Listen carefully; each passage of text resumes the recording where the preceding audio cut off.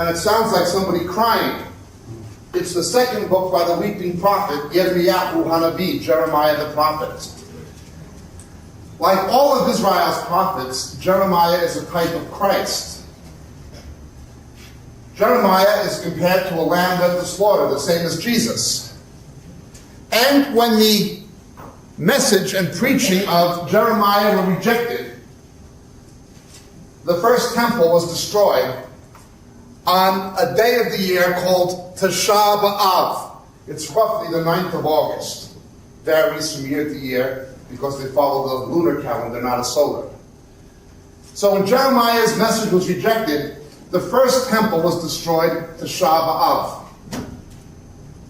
And it was destroyed by the Babylonians. Babylon, in the days of Nimrod and Semiramis, is where false religion began. And the Babylonians destroyed the first temple, Tisha B'Av, after Jeremiah was rejected. Jeremiah was thrown into a cistern and left for dead, and they put a stone over it. The stone was removed and he came out alive, but when he was rejected, the temple was destroyed, and the Jews were scattered. So too, Jesus was put in the tomb. Stone was removed and he came out alive. But when his message was rejected, the second temple was destroyed the same day of the year, Tisha B'Av. Both the first and second temple were destroyed the same exact day of the year. Now, if you look at Peter's epistle, Peter closes his first epistle by writing, "She who was in Babylon greets you." The early Christians associated Rome with Babylon. By the time of Jesus, the mystery religions that began in Babylon found their way through Asia Minor, particularly the city of Pergamum, into the Greco-Roman world, and had their new home in the Pantheon of Rome. Hence, Rome was associated with Babylon by the early Christians, the woman on 7 hills and so forth. Tisha B'Av, both temples are destroyed. Same day of the year, Jeremiah foreshadowing what happened to Christ. And it's this day of the year, Tisha B'Av, when the book of Lamentations is read in the synagogue to this day. It's a fast day for the Jews, and they read the book of Lamentations, the scroll, Megillah Eha. This day, Tisha B'Av, is also when the Jews were expelled from England in the Middle Ages, under King Edward. It is the same day of the year when the Spanish Inquisition was launched by Ferdinand and Isabel, and it's the same day of the year of the Kristallnacht in Berlin when the Holocaust began in the 1930s. And many other disasters of Jewish history took place that same day of the year when both temples were destroyed. We have to understand an eschatological paradigm. When the New Testament speaks of the last days, what it largely does is it recycles the themes from Jeremiah. Also from Isaiah, from Ezekiel, and from Joel, other prophets who prophesied before the captivity. But basically what I'm saying is this. What happened in the last days of Judah prefigures what happens in the last days, both to the Jews and to the church. One is a picture of the other. When you read Matthew 24, you see what Jeremiah was talking about. Jesus, first of all, begins by talking about the temple being destroyed, same as Jeremiah. Jesus goes on and on repeatedly about the false prophets deceiving the people, straight out of the book of Jeremiah. When you get into the book of Revelation, you see these same themes. Fallen, fallen is Babylon the Great. Straight out of Jeremiah, straight out of Isaiah. The last days of Judah are a picture of the last days. And that will be important tonight when we look at the last revival from the book of Kings and Chronicles.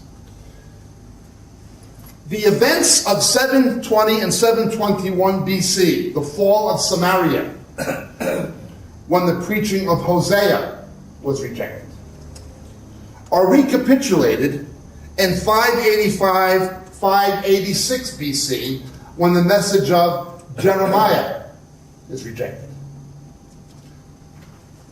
In 720, the women began eating their babies. In Jeremiah, as we'll see in Lamentations, the women began eating their babies. The same events happen again in 70 AD. Josephus records it, that women would wait for a baby to be born so they would have something to eat.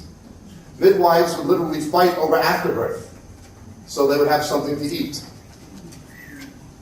What happened in the fall of Samaria, what happened at the fall of Jerusalem, and what happened in 70 AD, all foreshadow what's going to happen at the end of the world. If you want to know what the Great Tribulation will be like, one of the things that teach about it is this. The Jews in 70 AD were in a situation where Titus inexplicably withdrew his siege temporarily. And under Simeon, the cousin of Jesus, the Jewish believers remembered what Jesus said. When you see Jerusalem surrounded, flee to the mountains. They went to a place called Pila, not Petra, but Pila. After the Jewish believers under Simeon escaped, which they thought was going to be the rapture, the Romans resumed the surrounding of Jerusalem and the destruction of the temple. What happened inside Jerusalem after the believers escaped is recorded in Josephus. Now you see, if you were to read Wars of the Jews by Josephus, and you see what happened in Jerusalem after God's people were rescued, that teaches what's going to happen to those who missed the rapture. We will see a time again on the face of the earth where women will fight over waiting for a baby to be born so they'll have something to eat. Well, they'll be arguing with the midwife. You take half and I'll take half. It's unthinkable, but that's what happened. It happened in 720, 585, 70 AD, and it will happen again. That's how bad the famine will become that we read about in the book of Revelation. These are unspeakable things. The idea, of course, is to be raptured. If you're alive at that particular time. A is to B as B is to C. These events of 720, the fall of Samaria, the first fall of Jerusalem and the second fall of Jerusalem, all give us a picture of what the last days are going to be like in various ways. By far, the most depressing, miserable book in the Bible. I would have to say the most depressing, most miserable, saddest thing ever written in human history, arguably, is the book of Lamentations. Ecclesiastes is God's philosophy of life. And God's philosophy of life, he says it's all vanity. But at least, he says at the end of it, love God and keep his commandments. That's his, don't trust in this world. It's futile to trust in it. Love God and keep his commandments. That's God's philosophy of life. But Lamentations opens and closes with the sheer misery in the aftermath of the events of 586 BC. It is hope that is gone. Hope that is gone. There is no longer any hope. Now we have to understand something. There are two different Hebrew words for hope. Two different Hebrew words entirely for hope. The first is tikva.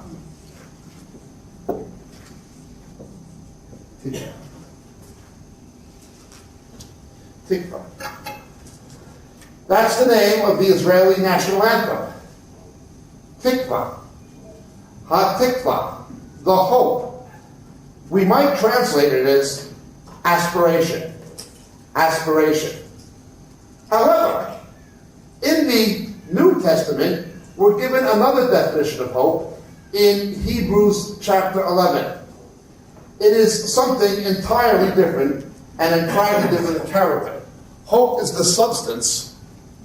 Substance. It has substance. The New Testament understanding is future fact. Future fact. We're not talking about tikva. The Old Testament Hebrew equivalent of New Testament faith, future fact, is yachal. Yachal. Things get so bad in the last days, there's no more hope. Stop wishing things will improve. It's hopeless. There is no hope. The good old days were not that good to begin with, and they're not coming back anyhow, so forget about it. Okay? Forget about it.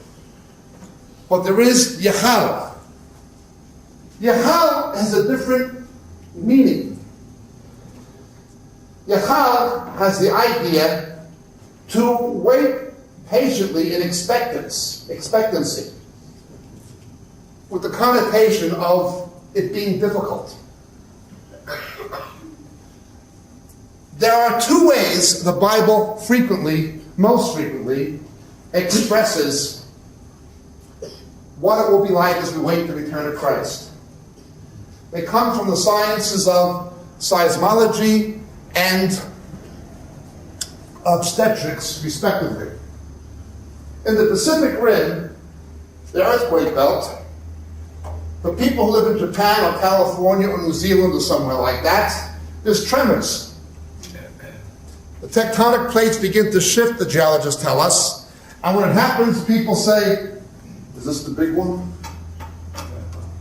How high is it on the Richter scale? Oh, it's just a small one.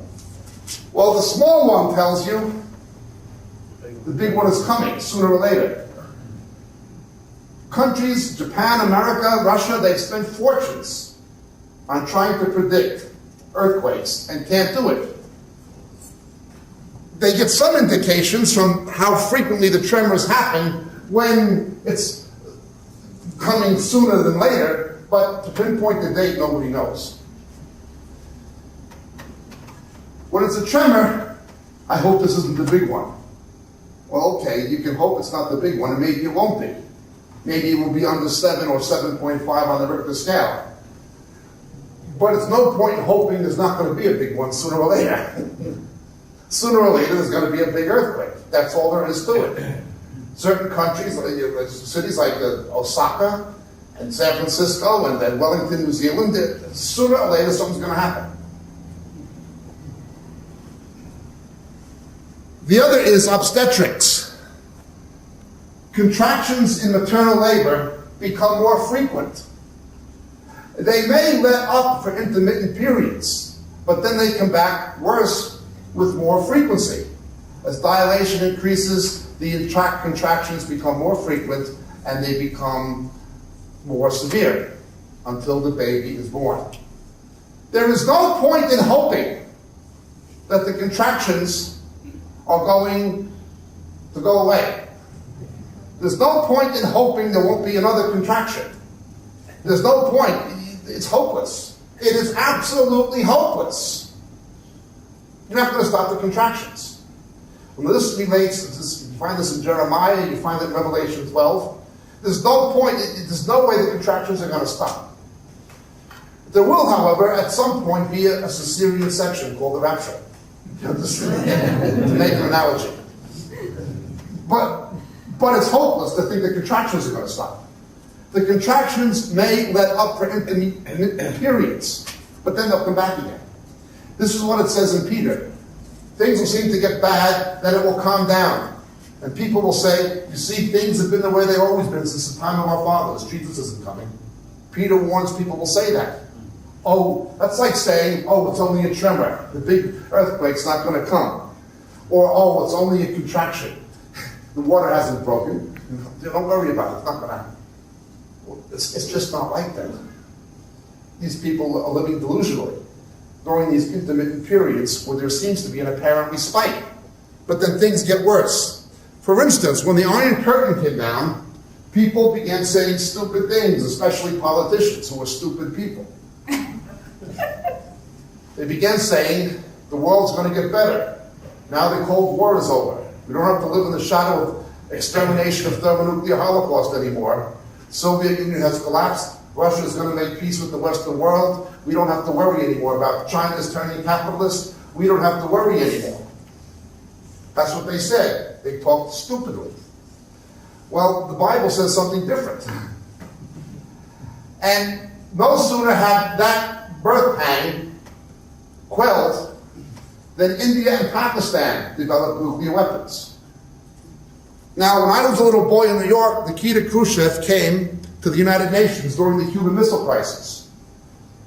And he took off his shoe and began pounding it on the podium in the UN and said, "We will bury you, we will bury you." Well, within a matter of months, he was gone. The Soviet Politburo said, "We cannot have a madman with his finger on the button." During the Watergate crisis, in the Yom Kippur War, Nixon called a Stage 3 alert against the Soviet Union, a nuclear alert. He was trying to exploit the conflict in the Middle East to save his own neck politically. He was getting drunk out of his mind. He was taking tranquilizers, and Kissinger and Haig were trying to keep this madman, Nixon, under control. Nixon was an absolute madman, completely corrupt, totally evil man. And they said, we can't let this nut have his finger on the button. In no time, the American establishment and his own party, the Republicans, got rid of him. You cannot have a nut with his finger on the button. At least the Soviets thought somewhat rationally. The Americans thought rationally. Islam and Hinduism do not think rationally. To a Muslim, he'll push the button. The only assurance of salvation is to die in a jihad anyway. He'll be shahadi. To a Hindu, he'll be reincarnated. Maybe next time he'll come back as a Brahmin. Push the button. You understand? Now it's no longer superpowers that have these weapons. Now it's crazy people. The guy in North Korea, Ahmadinejad, people who don't think rationally. Well, this seems to be a temporary respite. Oh, the Iron Curtain came down, the Cold War is over. But then something goes back even more dangerous. That's the way it is. That's the way the last days is.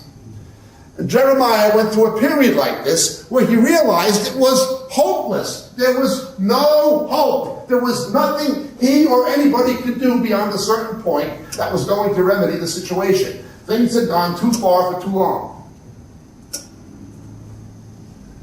But there was Yechal. There was a painful waiting with a certain expectation. Oh, I hope things get better. Oh, I wish things would improve. Or the closer we get to the return of Christ, the less hope there is. In the sense of, I hope, I wish. But the closer we get to Christ, the more Yechal increases. You wait with a certain sense of expectation through a season of painful duration, waiting for God to do something. Yechal. Now we can only understand what Jeremiah is writing in Lamentations by reading his first book first. Let's look at some highlights of the book of Jeremiah. Turn with me, please, to the book of Jeremiah, his first book.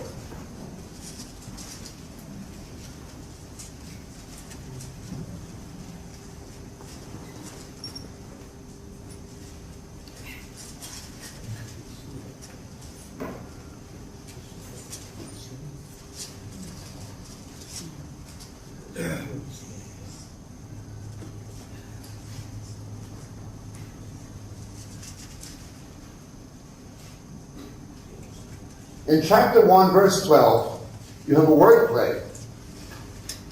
He sees an almond tree, a sheket.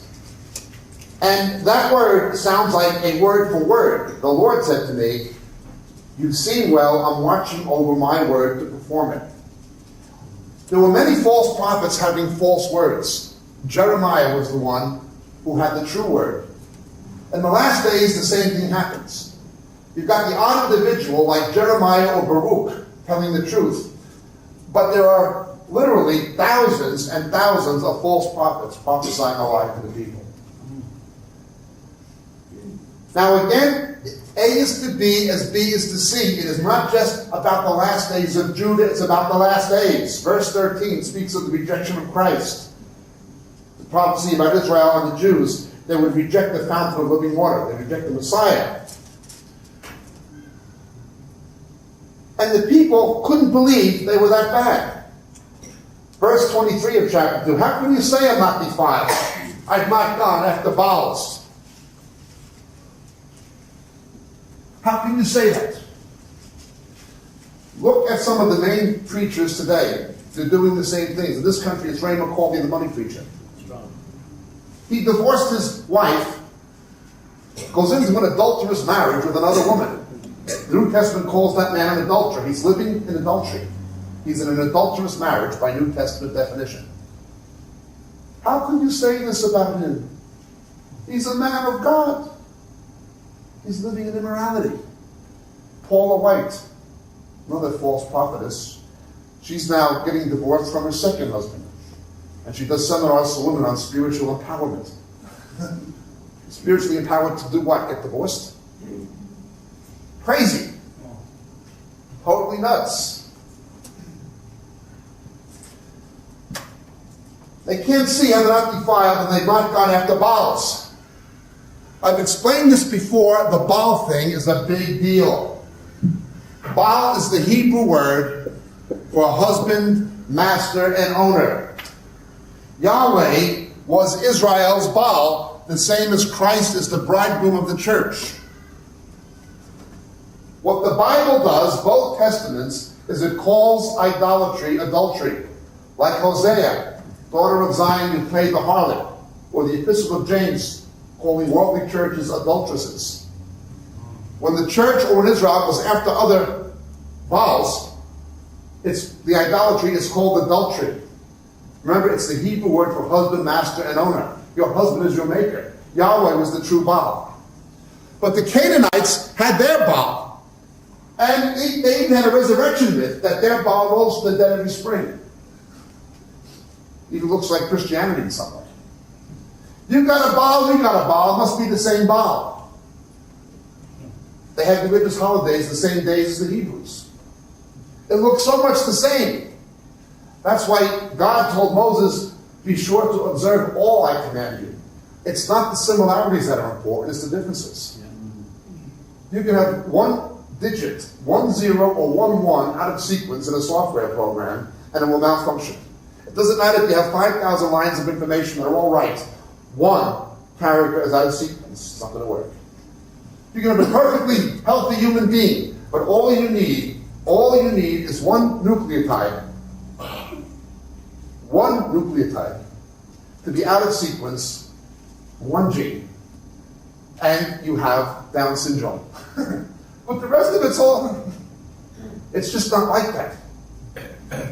A counterfeit always tries to look real. Well, this is what Jesus warned about. Many will come in my name. They come in his name. We're the Church of Jesus Christ, the Latter-day Saints, Mormons. Well, our Jesus is the monogenes, the only begotten of the Father. Their Jesus is the half-brother of Satan. They have it different as the brother of Satan. They have a different Jesus. Our Jesus says he will not come back to earth physically except the way he left. If they say he's in the wilderness, don't go there. He's in the inner rooms, don't go there. He will not come back to earth physically except the way he left to the Mount of Olives. The Roman Catholic Church says in the Mass, Jesus returns physically under the appearances of bread and wine. That's idolatry. They have another Jesus Christ. The Jesus of the Roman Catholic Eucharist, they call the Blessed Sacrament, is not our Jesus. It's a heathen idol. It's not our Jesus. It's what Jesus called eating food sacrificed to idols. It's total idolatry. He said he will not come back physically. Because it's condemned the consumption of blood.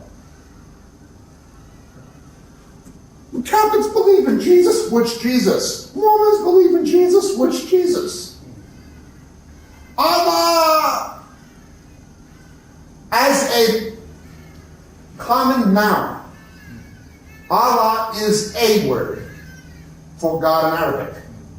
El being another one. But Allah is a name for God, small g, in Arabic. But as a proper noun, Allah is the name of the Nabatean moon god. That's why you see the moon on top of the crescent. Well, because you can call God Allah in Arabic, that's true, as a common noun. But when you call it the name of God, Allah is not Yahweh. They're two different Allahs. One is the Nabatean moon god, a demon idol, and the other is the God of Scripture, the God of Israel. But we're being told Muslims have the same God as Christians and Jews. No, they don't. No, they don't. Different Baal. If you find two people in the Durban telephone book named Robert Jones, does it mean they're the same person? In Latin America, Jesus, Jesus, was every common name. Every common name. There are tens of thousands of people in Mexico City named Jesus. Doesn't mean they're the same Jesus. Many will come in my name. Well, that was the problem with Baal. You got a Baal, we got a Baal, we must have the same Baal. They began mixing. Trying to identify the God of the Bible with these other Baals. Trying to identify the Mormon Jesus or the Roman Catholic Eucharist Jesus or some other one with the Jesus of the Bible. And they couldn't see it. How can you say I'm defiled? I've not gone after the Baals. And it gets worse. Jeremiah gets frustrated. And he's telling them in chapter 3, return, faithless Israel, begging them to repent. And it goes on and on and on, and he's begging them. Chapter 4, verse 14, he's begging them. God is beseeching his people to repent, warning them what's going to happen. But by the time you get to chapter 4, verse 22, God says something through Jeremiah. For my people are foolish. They know me not. They are stupid children. They have no understanding. They are shrewd to do evil. But to do good, they do not know. My people, doesn't say they're not his people, are stupid. What are you, stupid? Sounds very crude, very strong language.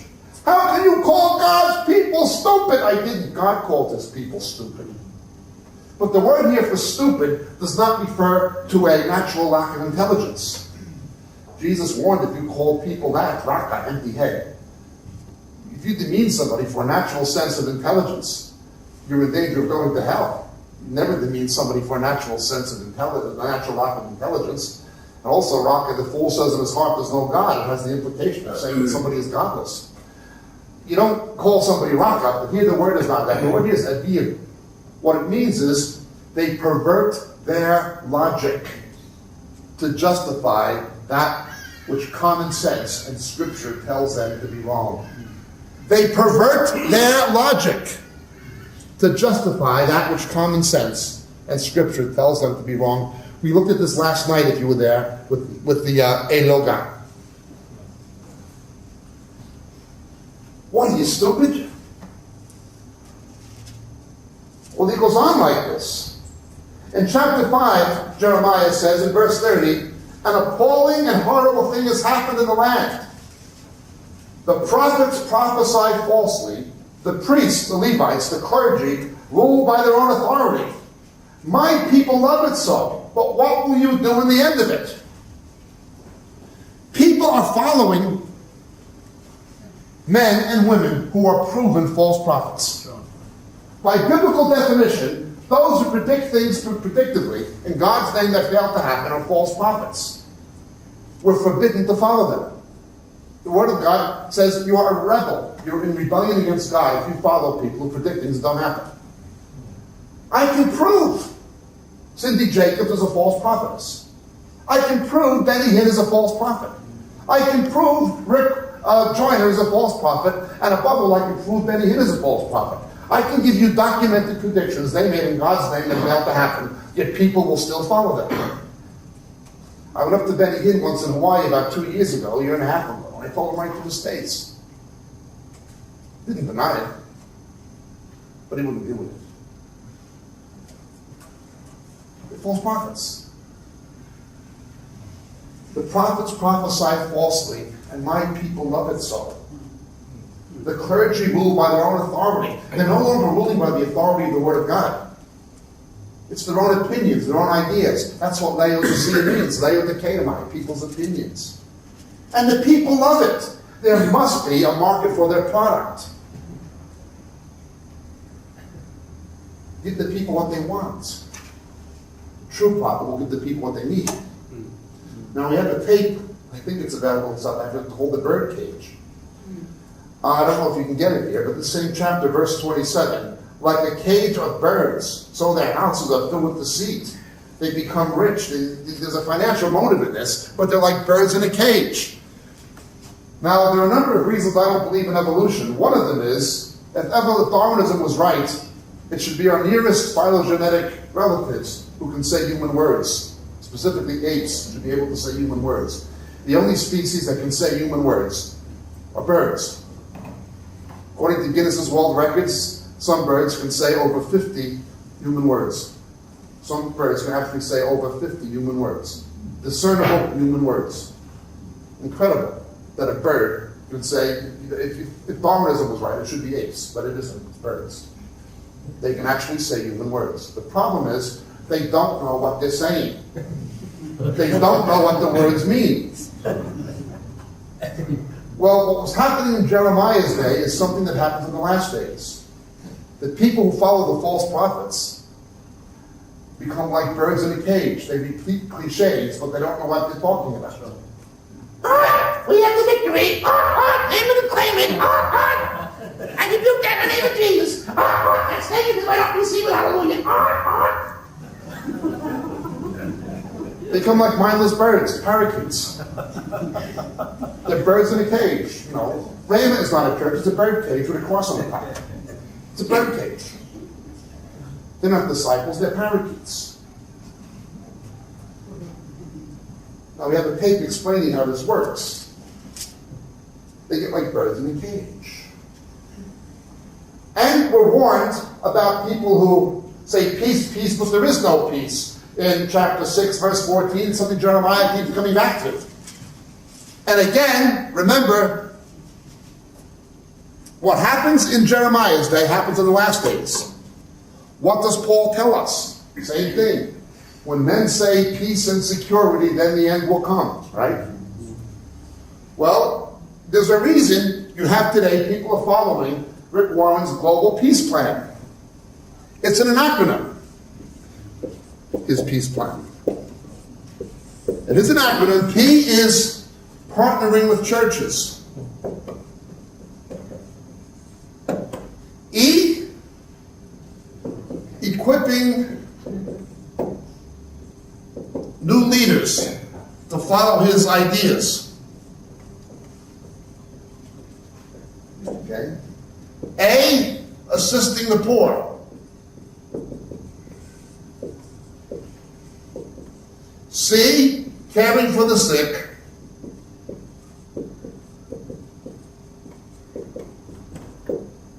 And E, education.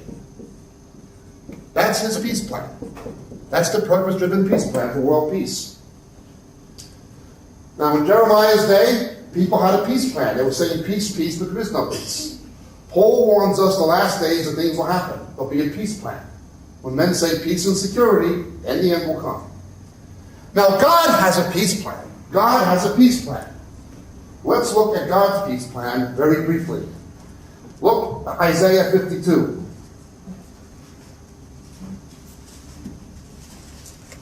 Verse 7, how lovely on the mountains are the feet of him who brings good news. Besorah in Hebrew, Evangelion in Greek, gospel in English. The gospel of peace. That's what it says in Hebrew. Isaiah 52:7. In Ephesians chapter 6, therefore, shod your feet with the shoes of the gospel of peace. In God's peace plan, peace comes through people getting saved, through evangelism, through people being saved and discipled. Okay? Jesus said, my peace I give you, not as the world gives you.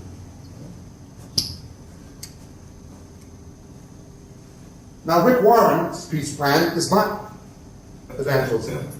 Given the fact he has two E's, you'd think at least one of them would be evangelism.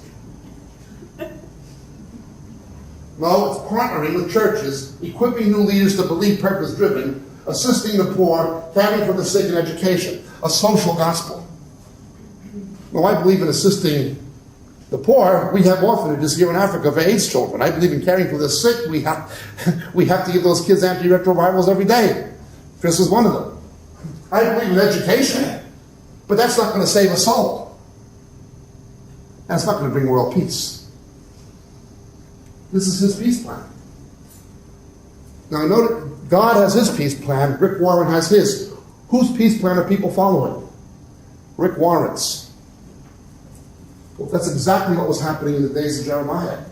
They were saying peace, peace, but there is no peace. They had their own peace plan. They were listening to Rick Warren. They were reading Purpose Driven instead of the Word of God. What happens in the last days of Judah happens in the last days. You understand? It's the same thing happening again. And Jeremiah understood this.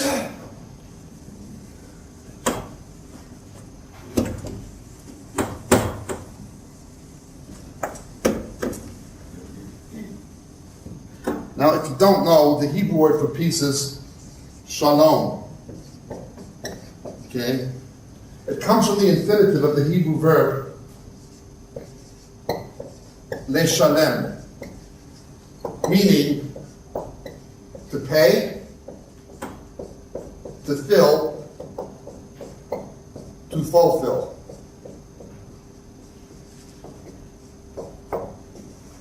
Jesus said, my peace I give you. Shlomi ani aten lehem, lo kama olam. My peace I give you, not like the world. The world's idea of peace is an absence of conflict, an absence of war. Or as Dr. Samuel Johnson said, a period of preparation and deception between two wars. That's peace. That's not God's peace. God's peace is shalom. We have shalom because the Messiah came to leshalem, to pay the price for our sin, to fill us with his spirit and to fulfill the law of God, the Torah, that no Jew and no man can keep. We have shalom because the Messiah came to leshalem, to pay the price for our sin, to fill us with his spirit and to fulfill the law of God, the Torah. Okay. You can be in the biggest conflict of your life, the biggest crisis of your life, and have shalom. Now ultimately, God's shalom will include the absence of conflict. When Jesus comes and there's a millennial reign, the nations will indeed beat their spears into pruning hooks. It will include the absence of conflict, ultimately, when Christ returns. But that's not what it is. You can have shalom now, even though we live in a world of war. You can have shalom. Now that's God's peace plan. Rick Warren has his own. But what these people don't know is it's the same exact garbage that happened in the book of Jeremiah. The same garbage. Paul warns us in the last days they'll be saying peace, peace when there is no peace. They'll be saying peace and security. Then the end will come. It's amazing that the New Testament warned us about Rick Warren and people like him. Social gospel. It's a Christless gospel. A gospel that doesn't preach Christ is Christless.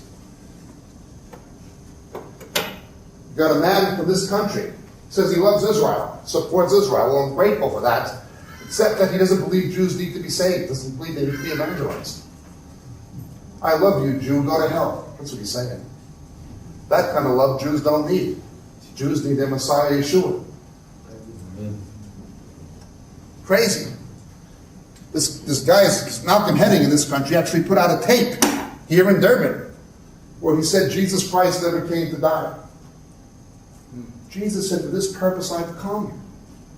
Well, you either believe Malcolm Heading or you believe Jesus Christ. You either believe Rick Warren's peace plan or you believe Jesus Christ's peace plan. Well, who are people choosing to follow? They rather follow man than follow God. This is exactly what happened in the days of Jeremiah. But let's look. It then got to the point in chapter 7, verse 16, something that Jeremiah repeated again. He's praying for these people. Lord, open their eyes, make them listen. But as for you, do not pray for this people. Don't lift up a cry or a prayer. God told Jeremiah to stop praying for these people. I only speak for myself. I don't speak for anybody but myself. Some years ago, I believe the Lord led me personally. I'm not saying anybody else. The Lord led me personally. Don't even pray for Benny Hinn anymore. Don't even pray for that man. No, I'm going to say that for me. Well, let's look. Chapter 8.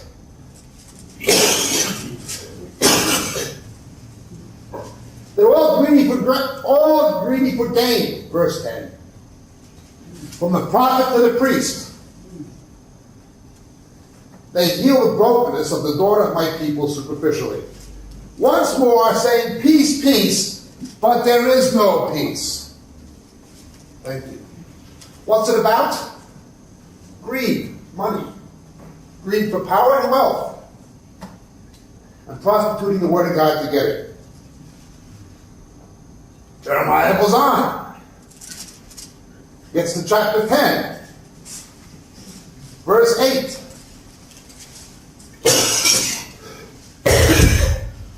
And he says, they're altogether stupid and foolish. The delusion of their wood and their idol. He's saying that they're stupid and foolish. Again, using that same term, stupid. Strong language. Stupid. Yes? They pervert their logic to justify that which is wrong. Verse 14 of that chapter. Every man is stupid, devoid of knowledge. Going after these images. Now you see people claiming to be Protestant who are sanctioning the veneration of Mary. You have the emergent church, Brian McLaren, Rick Warren's partner. They're burning incense before graven images and icons, things copied from the Eastern Orthodox Church. They're going into idolatry. You shall not make an image of anything on heaven above or earth beneath in order to bow down to them or serve them, but they're doing it with the emergent church. Postmodernism and mysticism. Every man is stupid, devoid of knowledge. They're altogether stupid and foolish. What are you, stupid? How can you believe in the emergent church? How can you believe in Rick Warren? What are you, stupid? How can you believe in McLaren? Are you stupid? Yeah, they're stupid. They're stupid people. That's not what I'm saying. That's what God says. They are stupid. Anybody who believes the emergent church is stupid. Anybody who believes Rick Warren's peace plan is stupid. Not a natural lack of intelligence. I can handle that. But they're perverting their God-given intelligence to justify something that is plainly unscriptural and illogical. They are stupid by choice.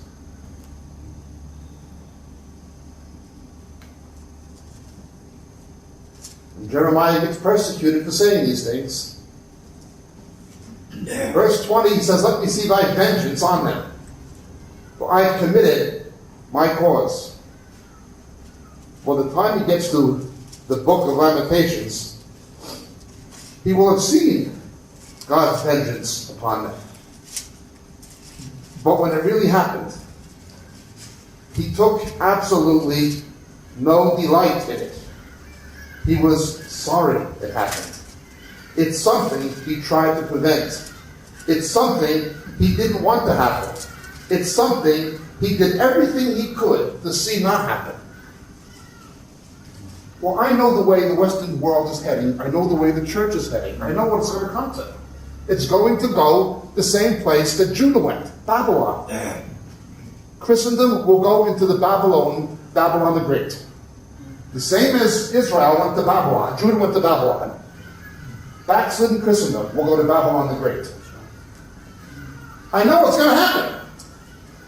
7 times the New Testament calls the church the temple. The temple is going to be destroyed again because of the rejection of the Word of God. It's going to happen again. A is to B as B is to C. It's going to happen again. Another Babylonian captivity, another destruction of the temple, as it were. Now, there are certain meanings of these things for Israel and the Jews, for sure, but the principles apply to the church. Look at chapter 5 again. Verse 4, I said, they're only the poor, the foolish. They don't know the way of the Lord or the ordinance of God. I'll go to the great and speak to them. They know the way of the Lord and the ordinance of God. But they too with one accord have broken the yoke and burst the bonds.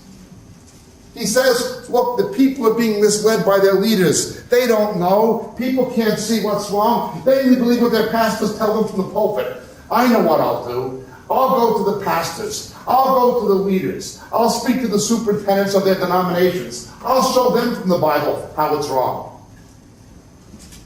But they were no better. In fact, they were worse. They too, with one accord, have broken the yoke and burst the bonds. Doesn't matter anymore.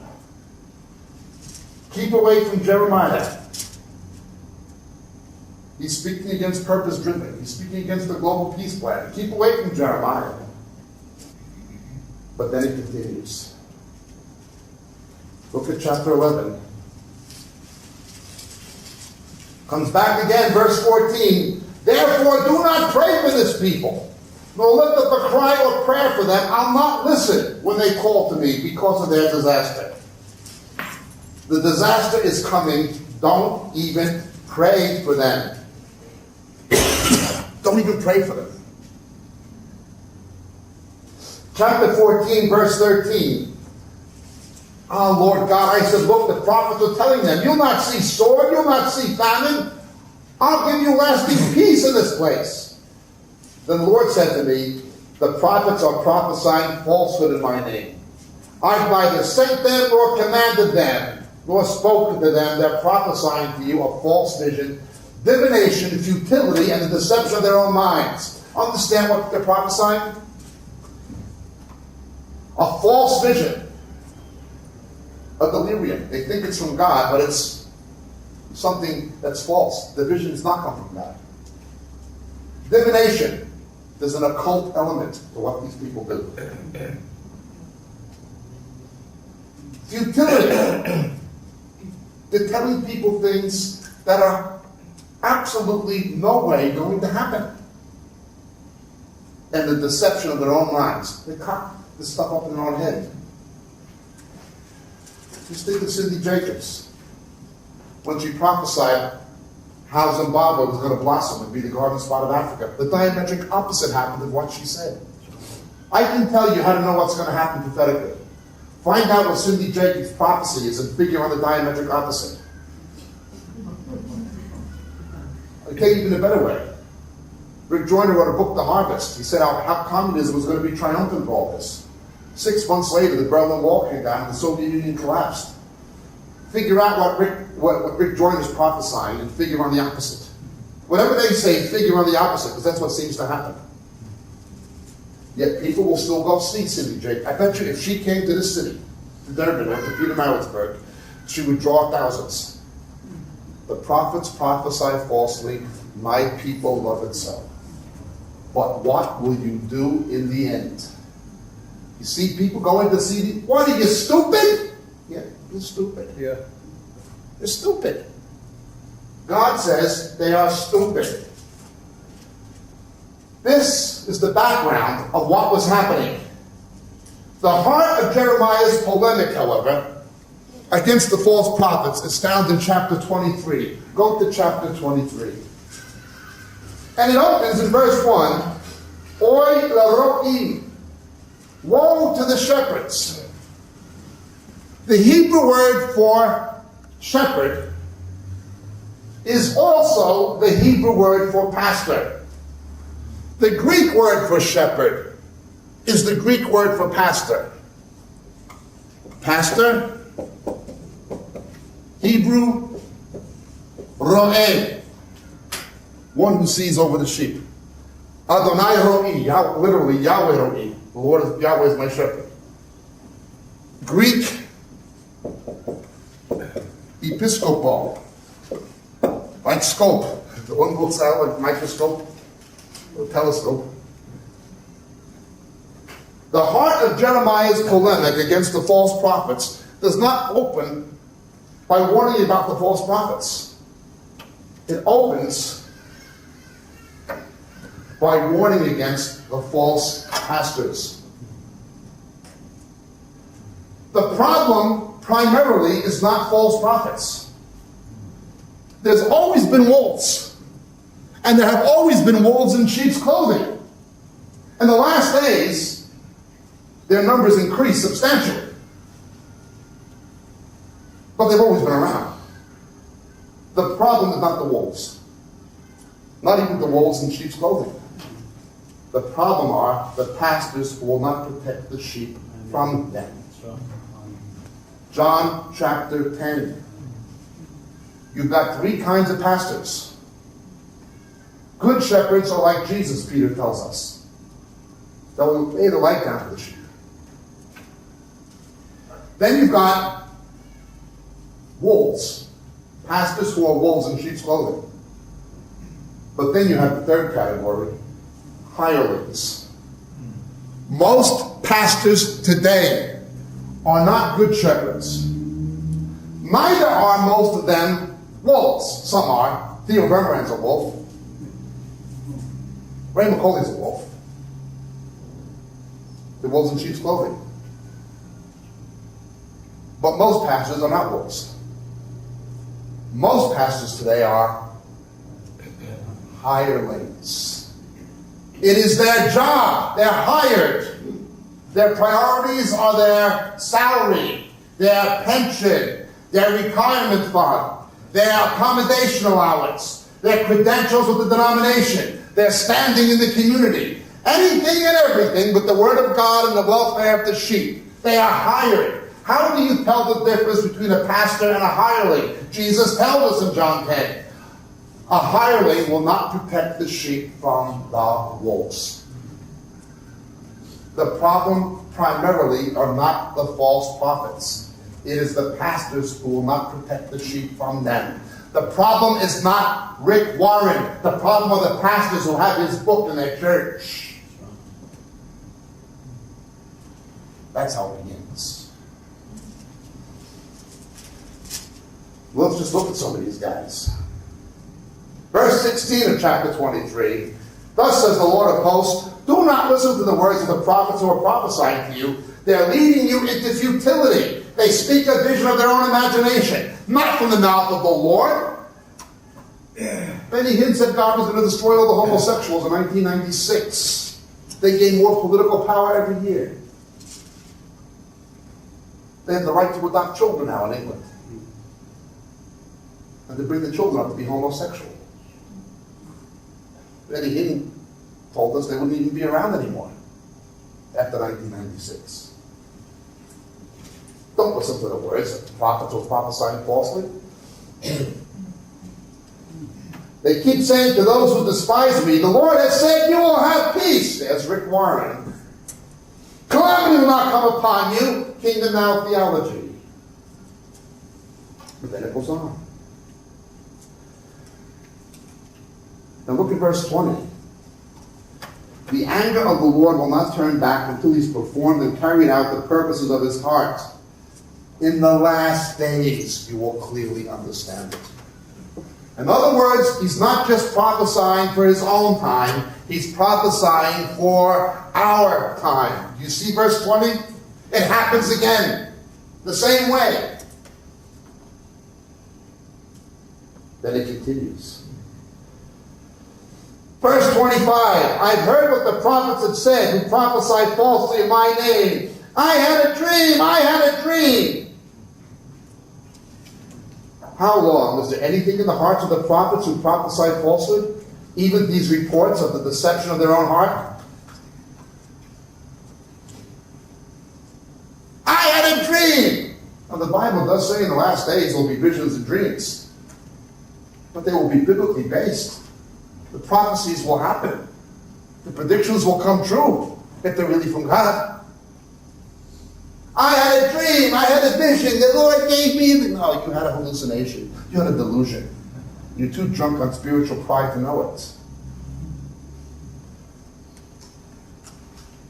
It's like the liars who told us Toronto and Pensacola were revivals. Did any revival come from Toronto or Pensacola? No, they lied. Have a lying spirit.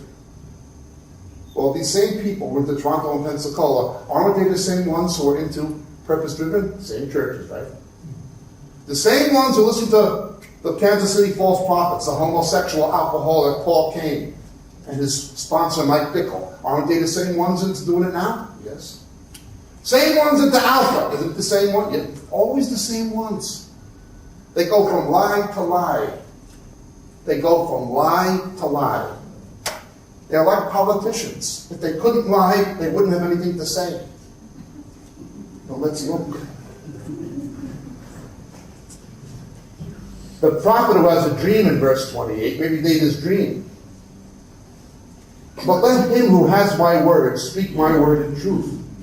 What does straw have in common with grain?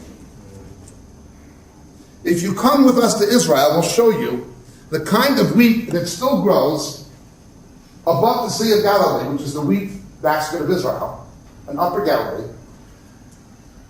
It's the same exact color as weeds, tares. It looks just like it at a distance. The only difference is one is tares and one is wheat. One, you can make grain from it. The other, it's useless straw. You can't even use it as fodder for animals. It's garbage. But it looks like it. So you get up close and you see there's no grits. It's not even real. It's the same color. These people have dreams, visions, prophecies that appear to be scriptural. But when you look up close, they're not scriptural. And if you don't know scripture, you won't know the difference. So what they wind up doing is replacing their visions and their dreams for the Word of God. The Word of God becomes replaced by these delusions. And the pastors let it happen. Well, it goes on and on and on, and Jeremiah sees what's happening, that Babylon is coming, and the last days are the same. First, people get in bed with the Pope is in bed with the Dalai Lama. I have a picture of Pope John Paul II kissing the Koran, a book that says God has no son. And Satan has raised up liars in the church, deceivers like Chuck Colson, saying Roman Catholicism is biblical and the Pope is a Christian. What, a man who kisses a book that says God has no son? It says in 1 John, if you deny the father-son relationship, you're Antichrist.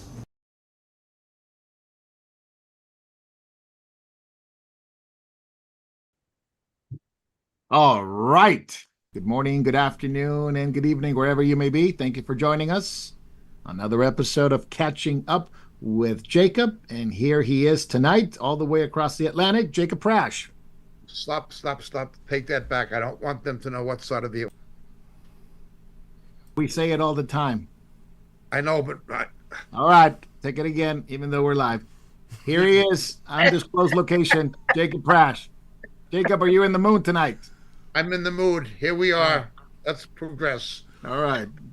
David Lester, we know you're in the South, but I'm not going to say what city, I guess. So how are you? Well, I don't mind because I live in the most heavily armed county in all of America. So, we're protecting our First Amendment rights over here. So it's good to be here, Marco. See you all again. God bless you, David. Davey, good morning. It is Saturday morning for you, isn't it? Yes, Saturday morning, yeah. Yeah. And I don't think the weather's going to be too wonderful here today. That's all right. Welcome in the name of the Lord. God bless you, brother. And Jay, Good to be with well, you. I wish I could say that the weather's going to be fantastic here, like Davey said, but it is warmer now. How are you? Well, last week it was, the weather that we pay for. It was like 78 degrees, but this week all the pre-trib guys are in Woodland Hills, so it's like 104. I don't know. Oh, very hot. Hey, are you going to go? Are you going to go? I mean, a little birdie is trying to convince me to go, but It's $70 a pop. I'm not it's sure. $70 a pop. And if you stream it, I think it's some other $90 or something like that. I mean, you can get some souvenirs, while you're there. Take some pictures, take a selfie, ask some questions. That'll be a lot of fun, wouldn't it? Oh, it sounds like joy. Look, I don't believe in purgatory, but that sounds like that to me. So anyway, that's a different story. So welcome those who are watching and those who are catching us live and those who will watch us later. Episode of Catching Up with Jacob. Jay, what are we, 198? 198, two away from the bicentennial. Wow, I never thought it would be this far, but that's a wonderful thing, and we praise the Lord for that. And we welcome all those who are watching. Before we get started, we want to make sure that you know that we're on different platforms, including the one you're watching now. But We are on X. We are on Rumble. We are on MorielTV.org. We're on Moriel TV. We're different websites as well, our own flagship ones. But we do thank Rumble for allowing us to be, and we're going to talk about Rumble tonight because they are censoring them, especially in a South American country just south of us that used to be a great place to go, democratically, republic, very free. Not so much, but we'll talk about that. We're on X. Praise the Lord for X at this point that allows us to do that, but they're also being banned in some of these places, including that South American country that we'll talk about. But we're also on Telegram, which, by the way, they arrested the founder of Telegram. So there goes that idea at this point. It's under attack, and more it's episodes like this and other programs and other ministries are under the scrutiny of what's happening, not just in the United States and not just in the UK, but globally. So we appreciate you watching. Keep watching and keep sharing our videos. We have also podcasts, and those podcasts, you can find them on our YouTube channel. There's an About page, and you can find all where we are. Also, go to Moriel.org, and you can find also the podcast platforms, things like Buzzsprouts, things like Spotify, things like I think Google Podcast is not in anymore. Is it Google Podcast or is it Amazon Podcast that stopped? I think one of the two. I think it's Google Podcast that stopped. But we're also on iTunes, and those are probably the most popular ones where you can find audio messages from Jacob, Sandy, David Lister, myself, and others that are there. So we praise the Lord for that. Jacob, you got any announcements before we get started? You're going somewhere pretty soon, aren't you? Yes, this week we are going to the Czech Republic at Brno, and we're at the moment arranging for the live streams to be announced. They'll be announced hopefully within the next day or so. They will be on the Moriel website on the itinerary page.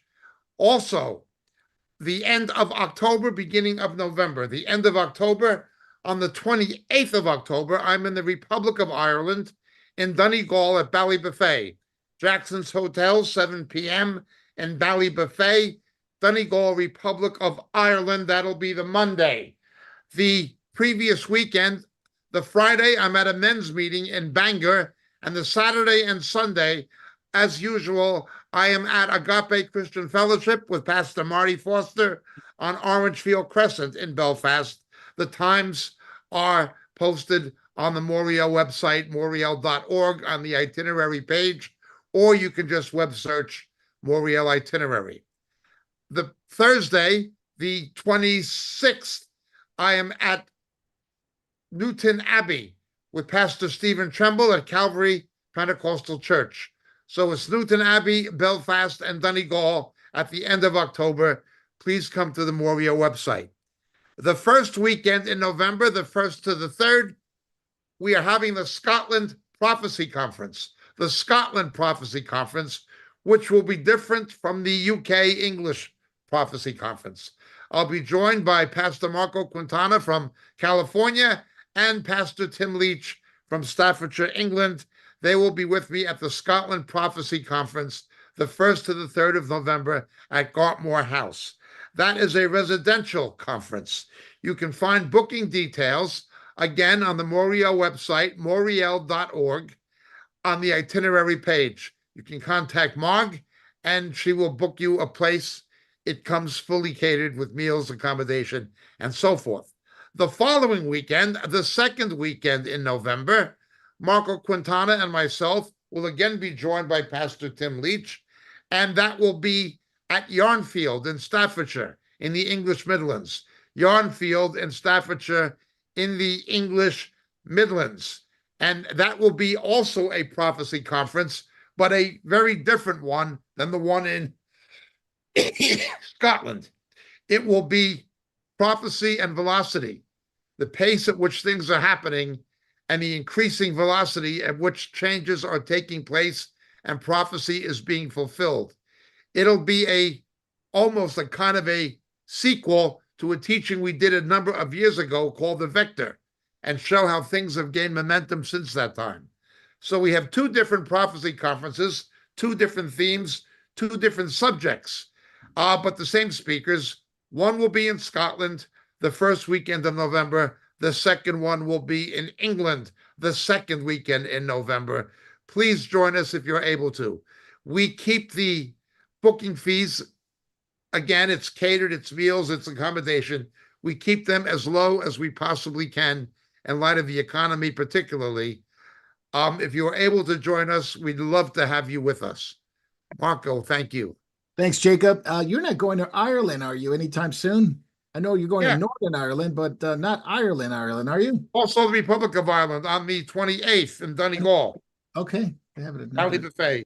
yeah, Northern Ireland. Okay, great. I am glad you're going there because the way things are going in Ireland, man, they need somebody like you to speak there because we're going to talk about that tonight. We're going to talk about that tonight, what's going on in Ireland. And it's been oncoming. It's not just something that came out of the blue, as they say. It is something that's been oncoming and very quickly. So prophecy and velocity is absolutely right. Very quickly, things have changed over the last 4 years, over the last 10 years, but especially the last few years as well. One announcement I want to make sure that we catch on is I will be with Kevin Thompson in British Columbia, Canada, this coming week, and Kitimat. And if you want more information, there is a flyer that went out on our constant contact, both in Moriel and for our church. And Davey, you got was there a change in that, Davey? Yes, yeah. I just wanted to let everybody know there has been a venue change. It is now at the Kitimat Chamber of Commerce, and also the meeting times have changed. There's now 2 meetings on the Saturday and only 1 on the Sunday instead of the other way around. So 7 p.m.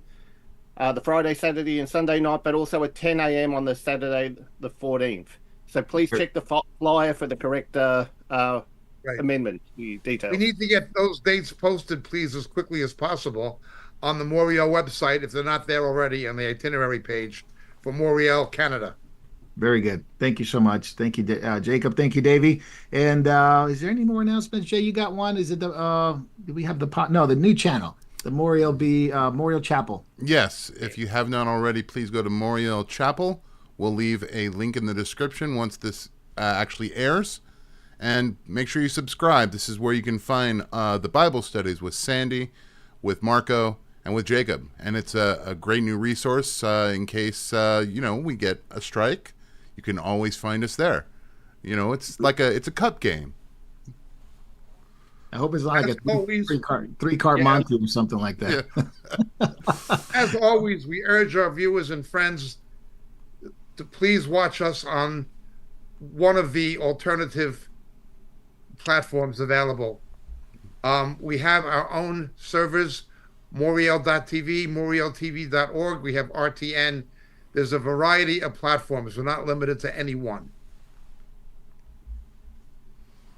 All right. Well, there's plenty of options. And as long as YouTube lets us be on there, we'll still be on there. As long as Facebook lets us be on there, which is, probably slim or none, depending on who wins this after this election here in the U.S. So we'll figure that one out. But follow us, especially that new channel. It's a great channel to catch a lot of Jacob's teachings that are there, and a lot of the other stuff, prophecy related to catching up, are going to be on this channel. So it's really good. It's a really good 2 channels to follow, subscribe, and share those things because it's really, really, really important. So, all right. So all that said, Jacob, let's catch up. A hashtag that's trending on Twitter: can't afford Kamala. Hashtag can't afford Kamala. It is trending on X and all over the internet.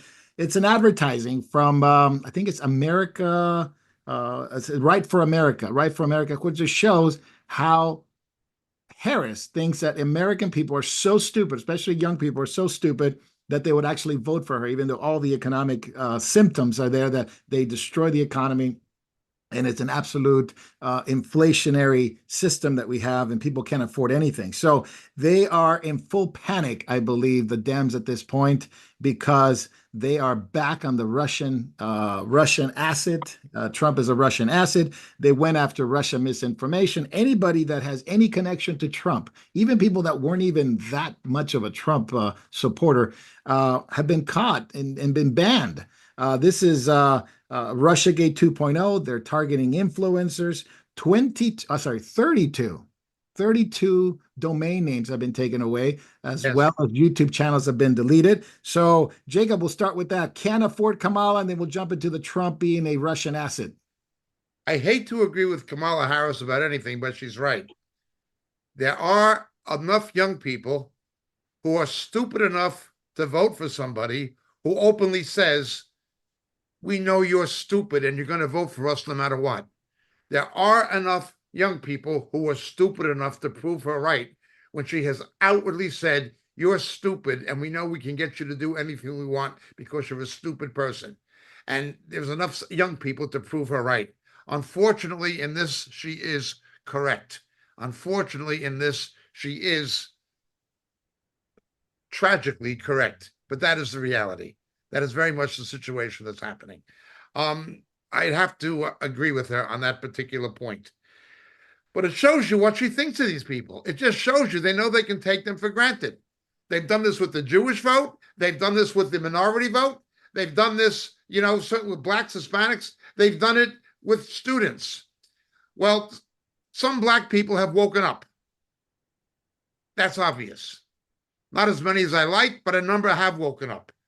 Hispanics have really woken up. And now Jews are waking up because they're forced to. I just hope there are some students who do not prove her right about the degree of stupidity that she characterizes them with. That they'll be able to think and not vote for somebody who tells you, you're stupid. I know you're going to vote for me because you're stupid. And then they vote for her. I just hope that some of them are not that stupid. Jacob, they ramped up this new thing now. This is Russiagate 2.0. So Trump is a Russian asset. Listen, we're going to talk about Trump in a minute. I watched an interview with Trump about the economy. And I have to tell you, it was one of the best interviews on any economic ideas that I've ever heard anybody talk about. And he did it in front of economists in New York, in front of economists. Yes. He was answering their question. It was brilliant in that sense. I don't think he's brilliant in other things, but at least in this sense, it is true. The wheels are falling off of the Dems. They know that Kamala's honeymoon period is about over. She's losing very much a lot of points, and even on the poly market, on the betting sites, she's actually down 7 points. And the wheels are coming off. She can't answer a question about the economy. She won't do an interview. So now they go to disinformation. Now they're acquiring, actually taking away 32 domains. Jacob, is this an act of desperation, you think, of what they're trying to do? An act of desperation and an act of what amounts to political corruption. First of all, this week, Vladimir Putin has endorsed Harris, not Trump. Now, how desperate can you get? How desperate can you get? I don't think they wanted that endorsement, but anyway. Well, Harris has Vladimir Putin's endorsement. So don't tell me about collaborating. They were proved to have been lying the last time. And now they're just going to have to repeat the lie again because that's all they can do. This is absurd. Putin has endorsed Harris. So anybody with even a fraction of a brain left should be able to add 1 and 1. They should use it as an advertising. They should say, look, this is a candidate that Vladimir Putin endorses. That's right. The candidate that Vladimir Putin endorses. So the DOJ claims that these podcaster, these are normal channels similar to ours, yes. In some way or another. They were pro-Trump. Some of them are not, but they were basically political pundits who the DOJ says no one's above the law. They have to be investigated, and not only investigated, they were shut down completely and their domain names were taken away. So now you got a horrible situation now where if you think what Harris administration will be like, look what is going on right now where you cannot say anything. And if you're accused of something, you'll have your whole career could be taken away by the government. A war on the First Amendment, a war on the Second Amendment, and a war on the Fourth Amendment. That is what has been going on. It is a war against the Constitution. The New York Times has as much said so, that the Constitution is a threat to our freedom. The Constitution that has always preserved and protected our freedom is now a threat to it. That is the thinking of the left. Yeah, the honeymoon period is over for sure. And Yes, now she let me is. ask you about the. I'm going to go to David Lister. David, Hunter Biden pleads guilty on gun charges and tax evasion. He had a sweetheart deal. He didn't want it. Now all of a sudden they scrambled and they said, "We'll take it." Another sign of desperation. Perhaps they know what's coming, but I'll leave that up to you. What do you think? Well, first thing is he came out all hurt and wants to tell everybody that, hey, I'm not going to put my family through all this anymore. So that's what he's saying. But most likely, and I think everybody knows the fix is in. I said this a long time ago. Biden is going to pardon his son. So let him go through the 2 or 3 weeks doing nothing. Then he comes back for sentencing, and then people will say, well, it's his son, he's not running anymore, so let him. He's an old man, he doesn't want to have his son in jail, so let him do it. He'll get away with it. Now, do you think there's an act of desperation that they know that it's not going to be Kamala who's going to pardon him? It's going to have to be Joe, and they have to expedite this because you only have about 100 and some days. Yeah, he can if they can get the sentencing pushed behind the election, the day after the election, they'll just pardon him. That's what usually guys do when they're going out the door. They issue all these pardons. Clinton issued Yep. hundreds of them. Other presidents do the same thing. Last week, they just give pardons to this, and that's the end of it. So, but people will say he's an old man. He doesn't want his son in jail. So, plus my wife was telling me to do it. Yeah, so he expedites his obviously he was pleading not guilty for a long Yeah, time. All of a sudden he's got to get the guilty charge now because yeah, he knows the writing on the wall. You need to get Joe to do it, not Kamala, because she may not be able to do it. If she doesn't win, he doesn't get it, right? that's So right. her numbers keep going down. Her interview was a disaster. Now Congress is going say we need to subpoena Tim Walz because of his handling of the corruption with the COVID. that happened. Cuomo is going to go on their toe. I'm going to go back to Jacob. Jacob, you'd like to see Cuomo and Walz get grilled by the Congress? That would be interesting, wouldn't it be? The way he tried to spin putting the risk of COVID infection on old people and then blame everybody but the person who was guilty, which is himself. This is a man with no integrity. This is a man with absolutely no integrity whatsoever. That is Cuomo. That's all that needs to be said about him. He was removed as governor, and he should have been, except that he never should have been governor to begin with. This is Cuomo. What more do you need to say about him?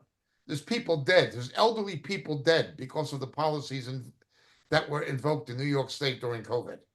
They're dead, and they're not coming back until the resurrection. And he'll blame anybody and everybody except his own proven decision and policy.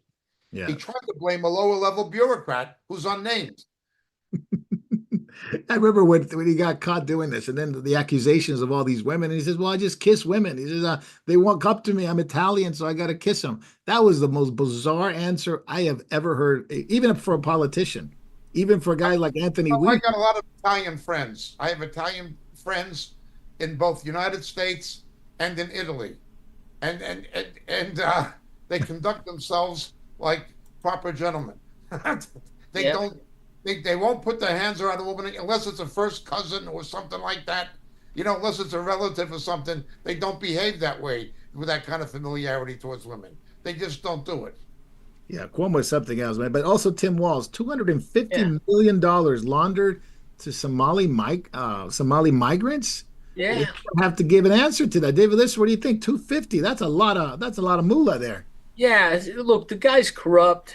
He has to answer for this. How after it being discovered and confronted, he continued doing it. So, 250, $250 million. But I expect nothing less from him because he was the one that said let it burn when Minneapolis was under assault after the George Floyd catastrophe.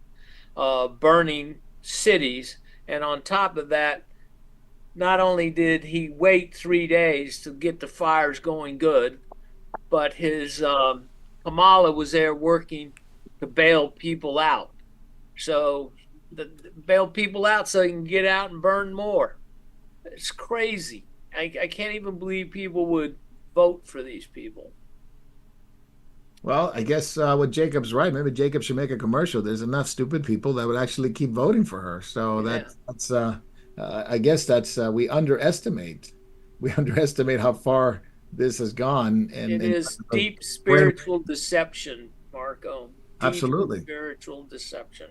And it is evident by the fact that these people cannot even think for themselves. The fact that the reality is you have a lot of people who were just told what to do and they'll do it. They'll do it. Yeah. And Don't you love those interviews of Democratic women when they asked, why are you voting for Kamala? Oh, for all of her accomplishments. And he says, can you name 3 of them? silence. Nope, nothing. Can't figure out one. But she's passed one bill, and then that was the one that. Let's see if I can remember. That was the one bill. Nah, I can't even remember it. I know she put a lot of minorities behind bars, and she gloated about it, and she laughed about it that she was going after black people, and she wanted to put them behind bars for even for having marijuana, which she says she did it. Yeah, proud to do it. Yeah, so it's a mess, man. But I want to go back to Jacob. Jacob, a big brouhaha began to happen this week because Trump was invited by the families, the Gold Star families of the 13 soldiers that were killed in Afghanistan, and they were left at Abbey Gate, and they were left there by the Trump and by the Biden-Harris administration, and they invited Trump to come to Arlington Cemetery. Of course, the Harris administration made a big deal about it, say this is political propaganda. Of course, she's the one doing it. The Gold Star families came out, and we watched a video together of how they just lambasted Harris, saying, we invited Trump. You haven't even called us. You haven't even addressed us. So, Jacob, over to you. This is a shame and a disgrace. Would not even take the calls. Harris would not even take the calls of these Gold Star families. This is just unbelievable. You know, Mr. Trump negotiated the withdrawal from Afghanistan on certain terms. When Afghanistan would not keep the terms, Mr. Trump said we're going to residually keep a small amount of troops in Bagwan and in Afghanistan, Kabul, to prevent the Taliban from coming to power again. Small amount. Minimum casualty risk. Biden withdrew and left 13 dead. Not dead. Now, the blood is on his hands and on the hands of Harris and Austin and Blinken and Jake Sullivan and Susan Rice, as much as the blood of the people in Benghazi are on the hands of Hillary Clinton. Yes. But you're supposed to forget this. When the coffins arrive at Dover Air Force Base, not far from Biden's spot on the beach, you're supposed to forget it happened. You're supposed to overlook this. Their lives don't matter. The lives of Gold Star families don't matter. That wicked woman would not even take the calls of those families. Mr. Trump was invited to the cemetery by those families, which they have every right to do. He showed up. She did not. And then the media, mainstream media, got caught lying about it, saying that she went to Arlington Cemetery when she didn't. And then they had to retract their lie that she was there. Yet there are people who will still choose to ignore the undeniable facts and believe lies. And they have a right to vote, unfortunately. David Lister, that was a catastrophic mishandling of what happened in Afghanistan. I mean, you could not, even you have the Afghanistanians government this year, 3 years later, parading with military weapons from the U.S. saying, we won, and you can't do anything about it. And now you have, obviously 13 soldiers had died. There's no remorse. I mean, you have Biden even looking at his watch saying, like trying to get out of there at when it first happened. Yeah. Funeral. So what a horrific thing to say to families like that. And the only thing, yes. Go ahead. All right. And then also, you got to remember they left $85 billion worth right. of equipment in Afghanistan, which is now fueling wars in various places and arms in various places. Taliban, yeah. And now we see the fruit of this tragic pullout as women in Afghanistan are being treated like horribly, so bad, being beaten. You're seeing 9-year-olds being married off to men. That women are be putting in these burqas and their job, and so you can't even see them. They can't go to school, and all that was lost because of this terrible withdrawal. And then on top of it, the political part of it is that she took. They said that he did this as a political ad, and that's wrong to do. But then all of a sudden, we see John McCain, Biden, Kamala, all in commercials, political commercials, at the same spot in Arlington Cemetery. You know, talk about hypocrisy. They're the epitome of it. Yes. And So she took a knee for George Floyd. George right? Floyd. She took That's a right. knee As for did Pelosi. 8 minutes. Yeah, with all these the Democrats, they won't even return the call or take the call from the Gold Star families. They don't even go to the cemetery. They rather promote criminal activity. And that's really what they're promoting. Criminal activity, letting people out that were burning Minnesota. And she says here, if you're able to chip in for the Freedom Fund and get these protesters out of jail, back on the streets, this is Kamala. The words escape me, and that's something that doesn't happen all the time. Okay, I agree with you, Marco, but in relation to what David said, $85 billion of military hardware. Biden gave them thousands and thousands of military vehicles. Thousands. He gave them $85 billion in military aid to the Taliban. To the Taliban. All those Americans who were killed, wounded, maimed, fighting the Taliban were killed, wounded, maimed for nothing. He just gave it to them. There are stupid feminist women who are going to vote for Biden and Harris, vote for Harris, who was part of the Biden policy, while women are being subjugated unspeakably in Afghanistan, and yet they say they're feminists, but they'll still vote for her. Yeah. These people are blind, they are stupid, and their hypocrisy knows no level. How could any woman vote for someone like Harris who did that, who's responsible for what is happening in Afghanistan to women? Yeah. How could any woman be so stupid, unworthy of the name woman, to vote for somebody who's in favor of saying, you've got to let a biological male take a shower with your teenage daughter and share a locker room facility with her? How could any woman vote for somebody like that? But these are not women in the sense of what a woman was normally thought to be in saner times. The feminist movement has reduced women to something animalistic and self-destructive. Yeah, there's no doubt. Jacob, I wanted to ask you this. The New York Times, what's going on in New York? New York Times, just really bizarre articles lately. But the first one I want to address is the New York Times says Harris should not be held to the same standard as Trump. Really? They said that? Yes, their editorial board said because of the extremism of Donald Trump and the extremism of the Republicans, journalists should not hold Harris responsible. The fact that she's not giving interviews, the fact that she's not answering questions, the fact that she's doing what Biden did, hiding in his basement, she's playing the same kind of game because they know she's not intelligent enough to answer the questions in a responsible, effective way. So they're making her scarce, and they're saying, well, she shouldn't be held to the same standards as Trump. There is no journalistic integrity, no equity, no fairness. This is the New York Slimes, not Times. The New York Times no longer exists. All you have is the New York Slimes. The Washington Post no longer exists. The Washington Post is the Washington Compost. That's what it is. New York Slimes and Bezos Washington Compost. USA Today is It's a has-been. No. It's USSR yesterday. That's what it is. Oh man, yeah, you might as well put Pravda. David Lister, in New York, you also had the National Guard being visibly, I mean, you've seen the videos, the National Guard in New York and Brooklyn.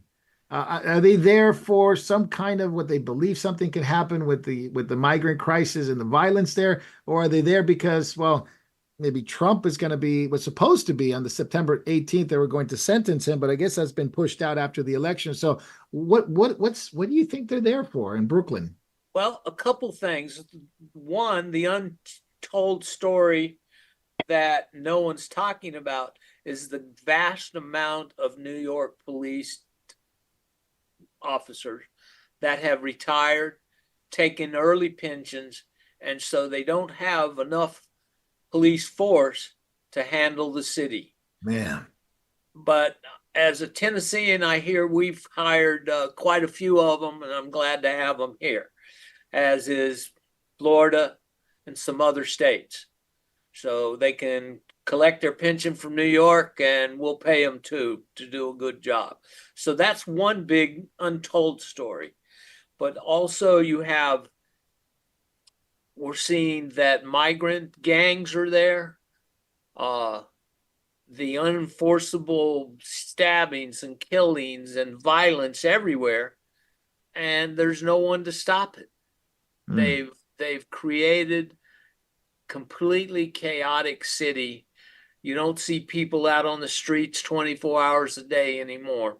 It's no. terrible what's happened to New York, Chicago, Aurora, all these places, Denver.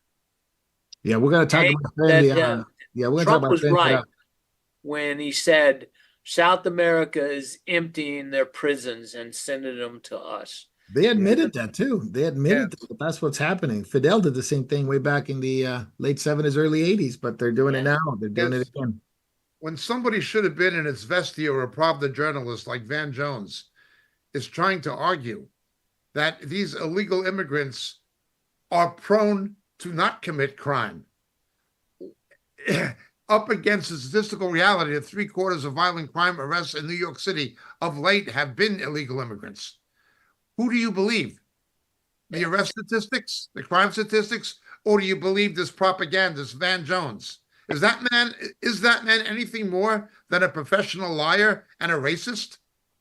Don't trust your eyes. Just trust me what I tell you, says Van Jones. But beyond that, we all know that if you've seen some of the videos, they're not reporting some of these crimes. So even though they've got this number of 3/4 of it, a lot of it is missing. It would probably be 95%.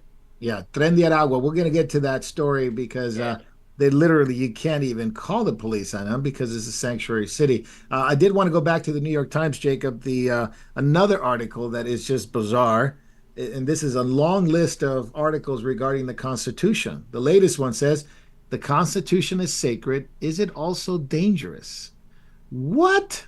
It says it is the biggest threat to American politics is the country's founding document. Oh man, now I've heard it all. I mean, if they're not even hiding it anymore. They want to destroy the Constitution. If your enemy says so, believe them. That's my motto there. So go ahead, Jacob. What can you, again, I've already said it's the New York Slimes. The New York Times no longer exists. Anybody who does not cancel their subscription to the New York Times doesn't have a brain.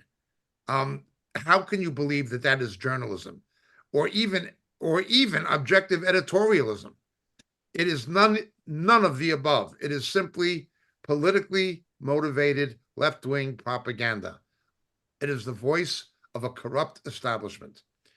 What is on back of this? I have been warning for several years.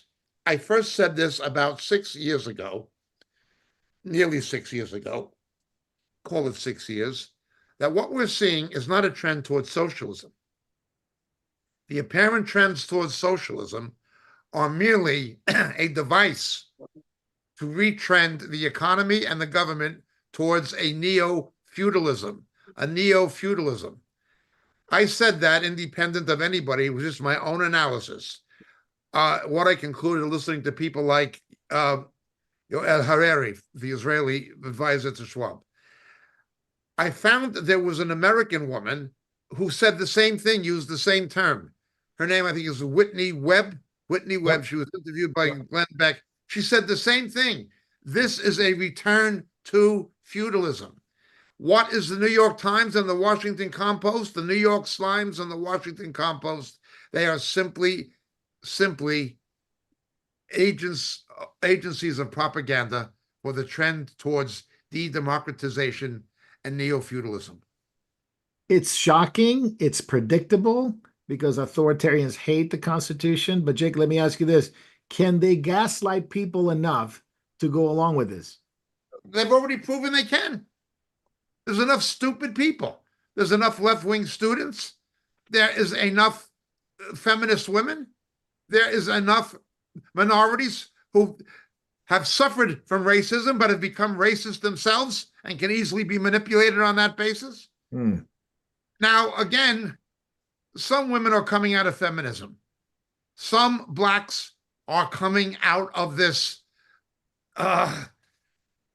yes, boss, as a coming mentality from the party of Jim Crow, slavery, and the Klan. Some Hispanics, a lot of Hispanics are coming out of it, and Jews are being forced out of it, at least the ones who still know how to think. Yeah. Okay, there is a change, but the change is not big enough and it's not fast enough. We can only hope and pray that it increases, that more black people see through this, as Hispanics are seeing through it, that more Jews see through it, and that more students wake up. Remember, this is not the left of the 1960s. The baby boomer left was a very different left. It was left. It was not neo-fascist.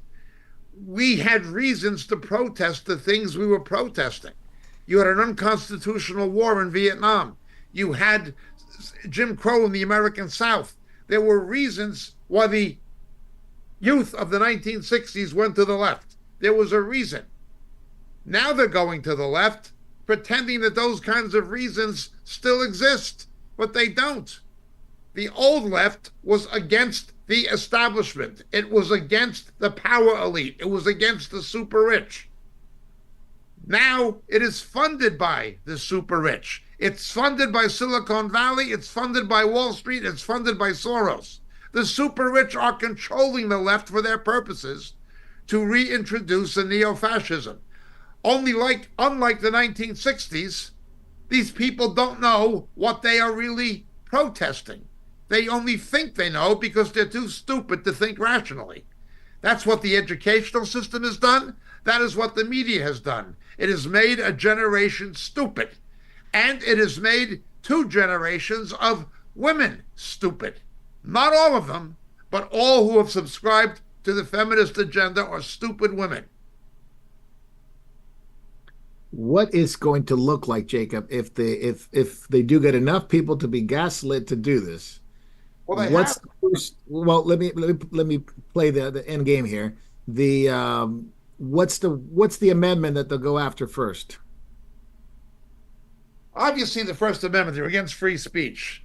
They've already been against the Second Amendment, the right to defend yourself. They want to place, you've got pro-crime prosecutors like Bragg in New York, like Kim Foxx in Chicago, like Kamala Harris was in California. You have pro-crime prosecutors who only want criminals to have guns. They do not want honest citizens to have guns.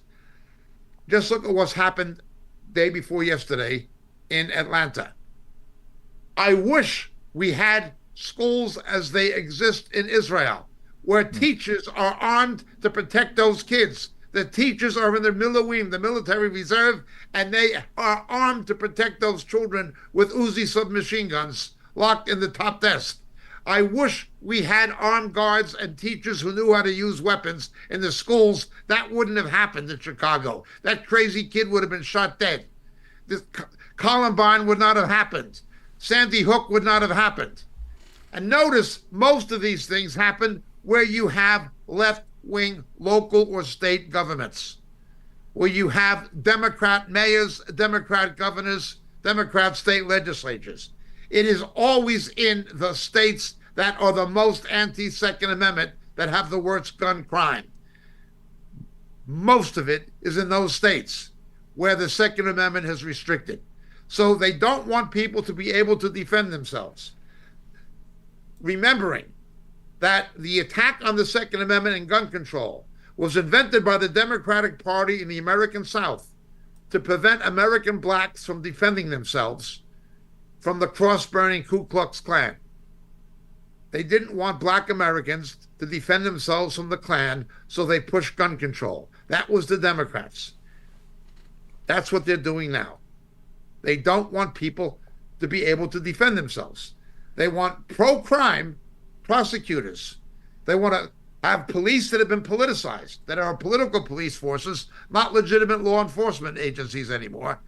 And they want chaos. They want to bring about a chaos so people will go to a dictatorship. And that dictatorship will be feudal. It'll be feudalism.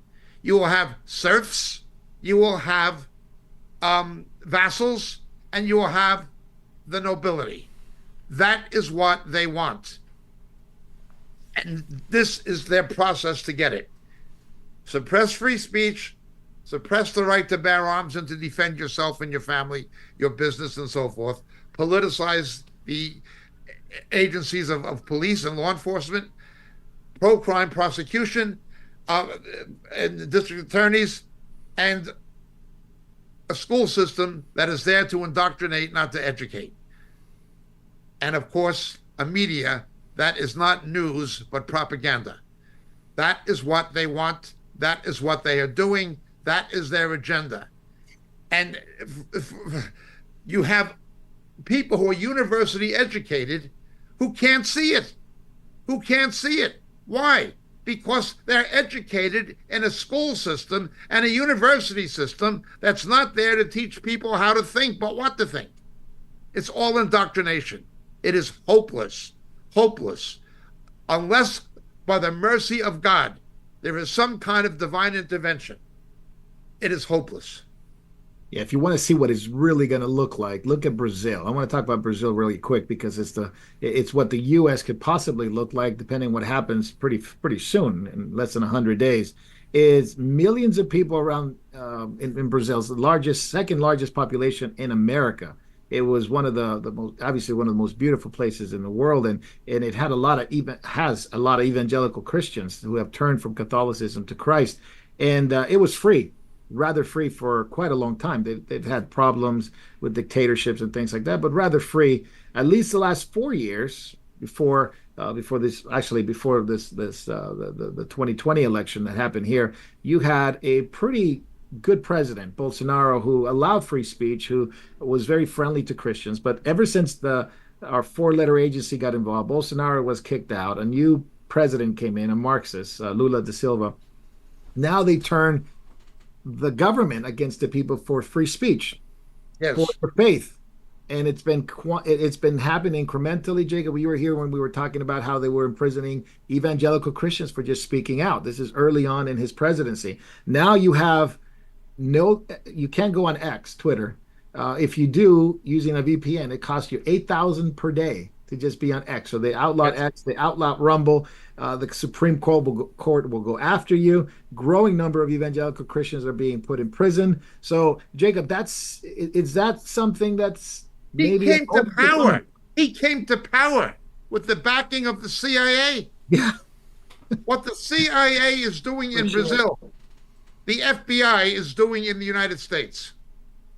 Yeah, that's right. David Lister, no Rumble, no X, Christians going to prison. Is this a foreshadow what could happen to a country very quickly? I mean, we're talking 4 years. You go from a free society, a republic with free speech, to being in prison now. Yeah. Yes. But I want to start back at the beginning. New York Times headline should have said, "The Constitution is the greatest threat to our liberal policies and our Marxist views," because our Constitution has protected our rights and has always done this. And now all of this is being tossed out the window. You see people in the UK being arrested for speech, for disagreeing with what the government considers misinformation or true information, or even if you say something that migrants are doing this thing or that thing, you'll be arrested because you're against them. It's hate speech. And so from Europe, all now coming around to South America, and the next target, of course, well, Canada's already fallen. Trudeau made sure that fell, but we're not far behind it. So I know that the left hates Trump and they see him as a direct threat to their policies. If he's elected, they really truly believe that there's jail coming and traitors being put on trial, and his views will put us, at least slow him down. I don't know that he can reverse it unless he repents of a lot of the stuff that we talked about a little while ago. Yeah, and we got more coming up on that because that's pretty inflammatory what he's been saying. And Jacob's absolutely right. Jacob, I want to ask you this. First Amendment, we normally see it as a free speech thing, but when I read the First Amendment, it says Congress shall make no law respecting establishment of religion or the prohibiting the free exercise thereof. It is about the freedom to worship God and preach the gospel, isn't it? Of course it is. They only want liberation theology and left-wing preachers. They do not want people who uphold biblical standards of morality concerning the same-sex agenda, concerning pro-life. They want to criminalize biblically based Christian theology. They want to criminalize it. Much the same as Chavez did in Venezuela. Hugo Chavez did in Venezuela. Now, Hugo Chavez is most likely in hell forever with Che Guevara and Fidel Castro. But when he was here, he made war against the evangelicals. That's what they have done in China. That is what Putin did when he came to power in Russia after a brief period of freedom when the Iron Curtain collapsed. And that is what they would like to do in the United States, and they are already doing it. And let's not forget, even among some so-called professing evangelicals, they have political allies. Yeah. People like Tim Keller did tremendous damage to the cause of Christ in the United States. Now, again, he is dead. He is gone. He's giving account for what he did and what he was. Okay, God will deal with people like that. But let's understand, their target is evangelicism.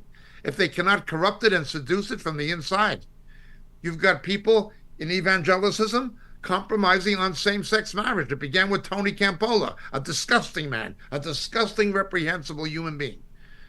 It began with Campola, but he was not the only one. They're caving in on this. Now, if you are willing to cave in on the same sex and on the abortion and then overlook this and not talk about that, we'll let you get by. It's like Churchill said, an appeaser is somebody who feeds crocodiles, hoping that the crocodile will eat him last. That's right. That's right. I wanted to ask you something, Jacob. You mentioned Venezuela. I thought it was fascinating. So Maduro is still hanging on to power, even though the most governments have said he lost, but there's corruption on the election. Surprise, surprise. He changes. He says he's so thankful that he's allowed to be president by the people, he says, and even though they hate him, that he's moving Christmas to October 1st. He's changing the calendar. Now Napoleon did this. He changed the calendar. He's changing the calendar because he wants to celebrate Christmas on October 1st. It's laughable, but at the same time, you see traces like Antichrist spirit who wants to change. That's exactly right, for the book of Daniel. Go ahead and comment on that, Jacob. Muhammad with the Gregorian calendar. Okay, it begins with the Quadragesimian schism, where they made Easter the day of the resurrection instead of when the New Testament said it is, which is Yom Rishon of Hag Matzot, the first day of the week of the Feast of Unleavened Bread at Passover time. That was the beginning of it. They changed the calendar. Okay, that was the beginning of it. And Julian to the Gregorian calendar and so on. Muhammad changes the calendar. Okay, they change the calendar. The world revolves around the historical events that they want to be there. Now, I understand we do not know the year or the day of Jesus' birth, but the fact that they can just arbitrarily move it and that's supposed to be it.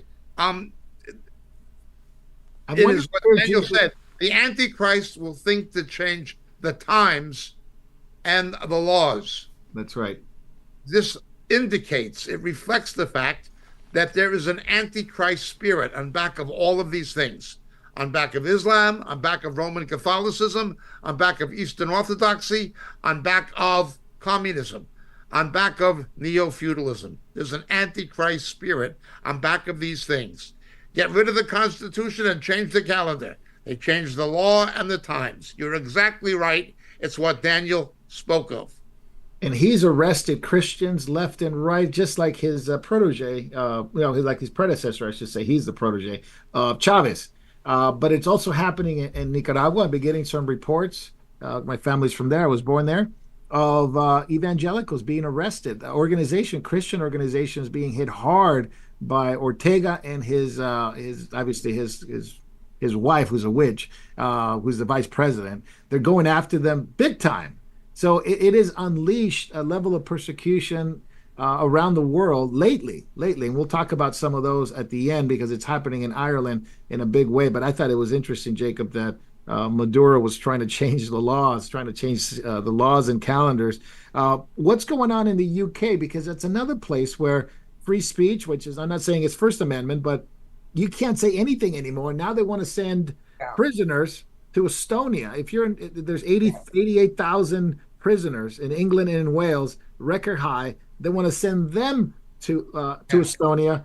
And it's not enough to imprison those who have been committing crimes for a while. But now if you post a meme, now if you say something on X, online, on Twitter, you're going to be part of that. 88,000 that go into Estonia. Is there any end to this, Jacob?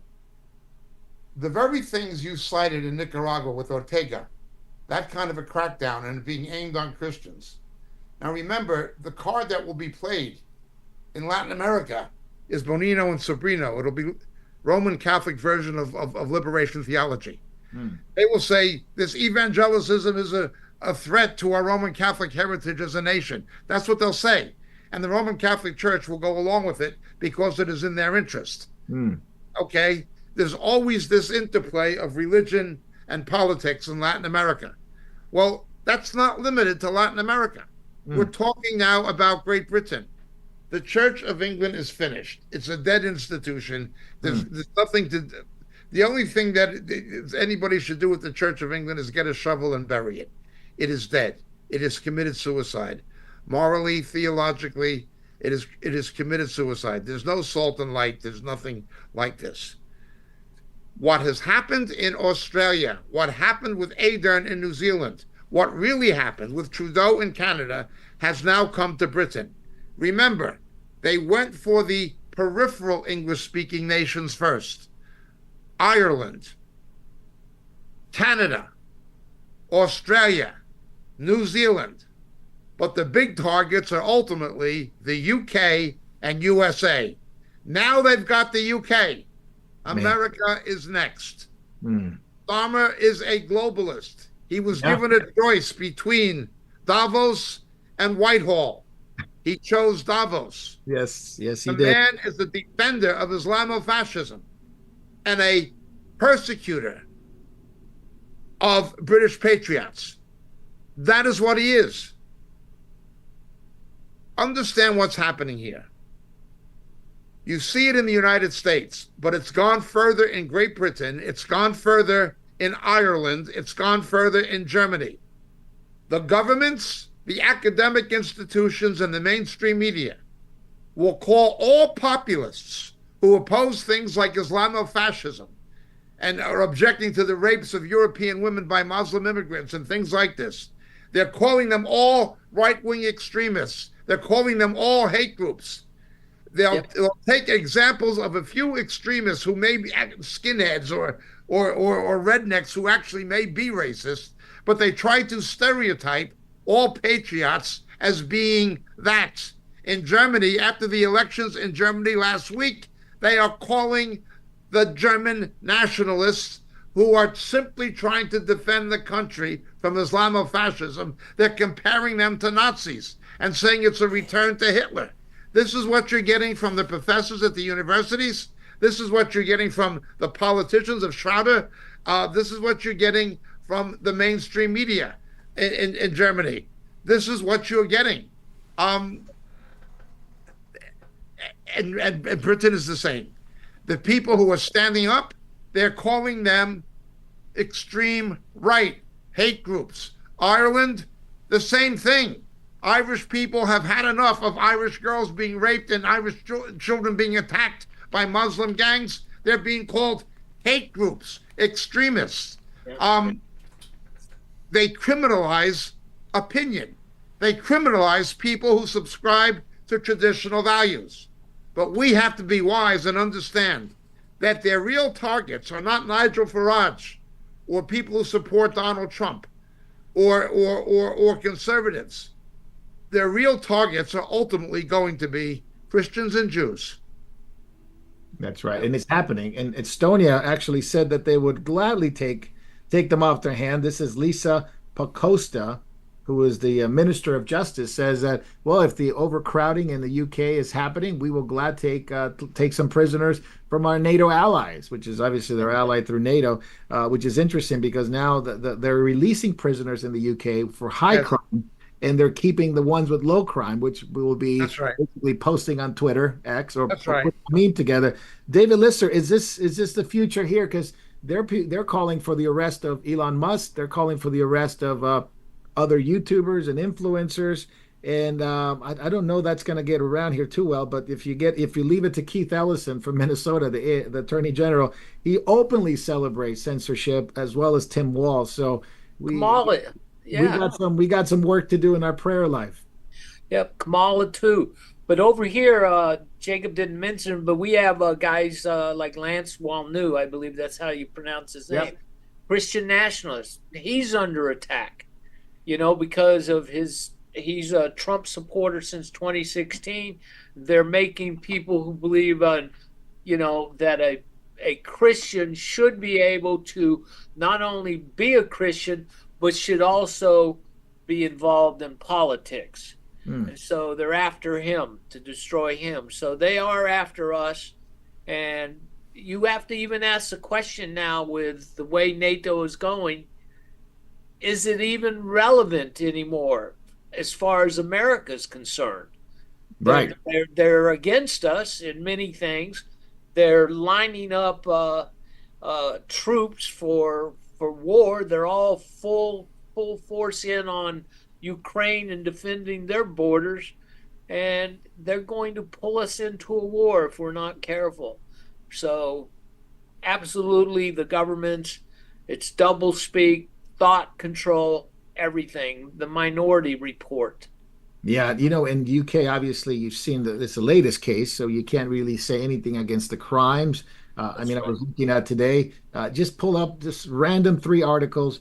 Man who drove 100 feet, with schoolgirl who's 12, trapped underneath his van, walks free, claiming he thought he hit a road cone.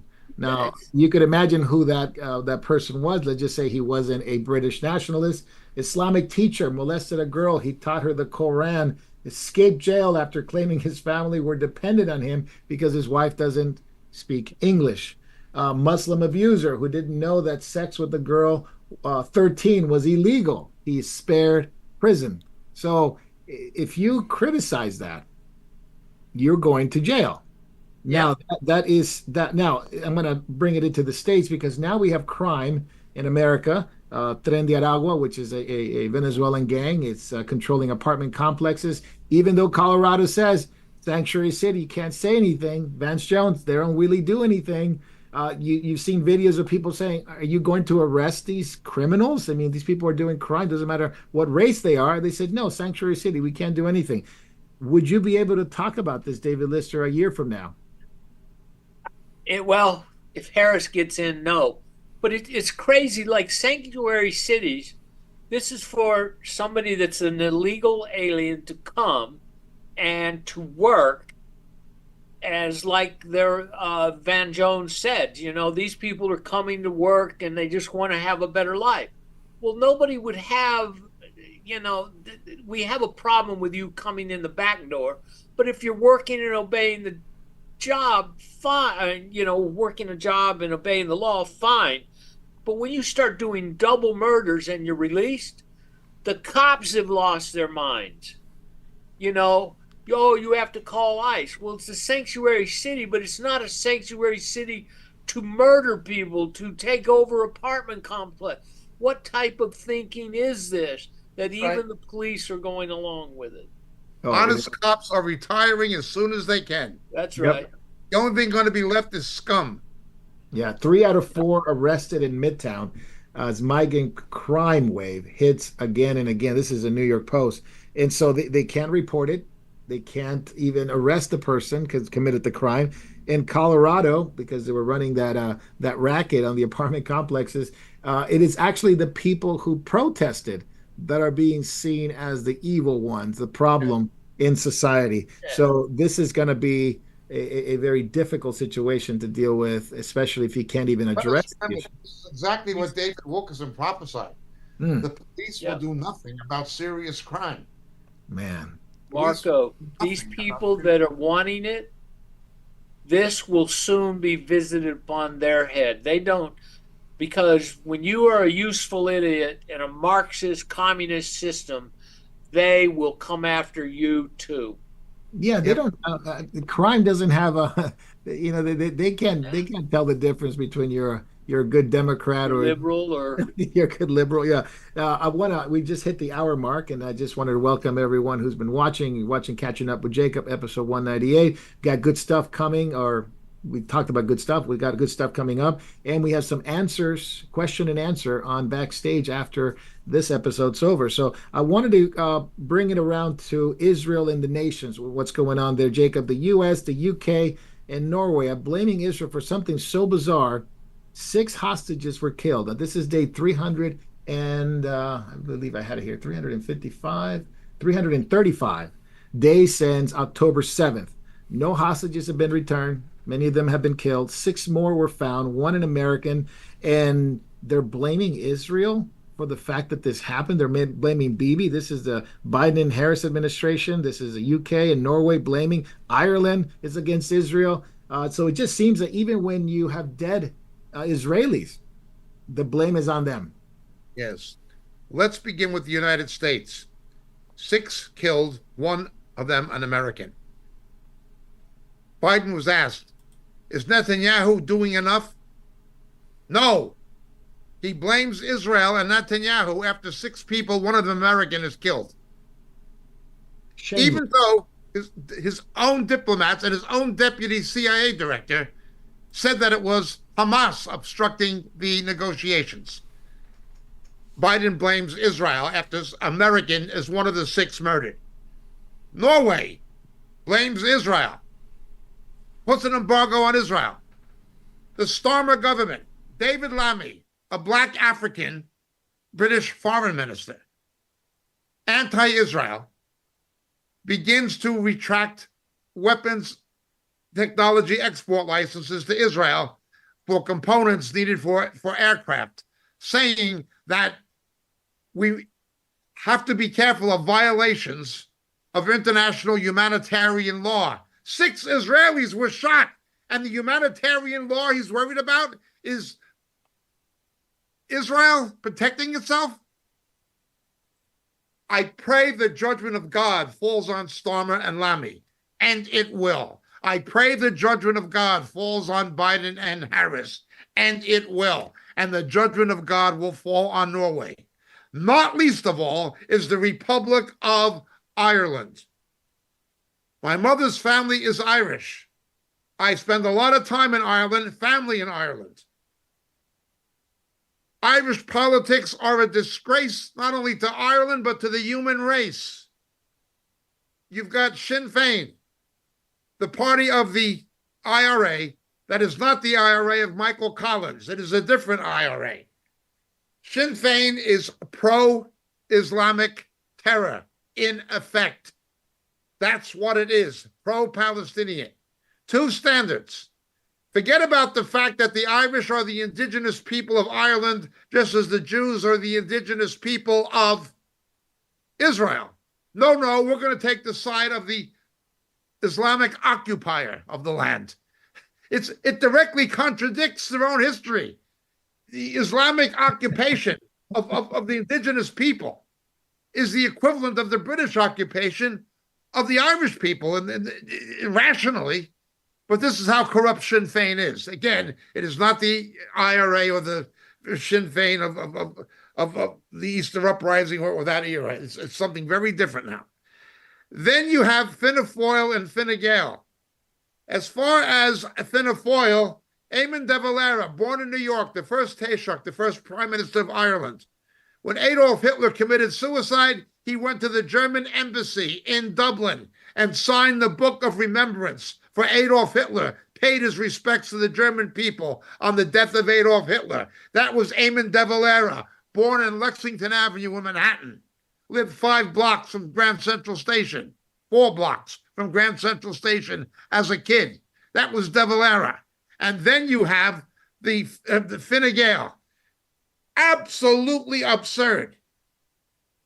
They are arresting Irish people for opposing indoctrination of children with same-sex agendas. They are arresting Irish people for opposing Islamic immigration and Islamofascism to protect these radical Muslims in Ireland.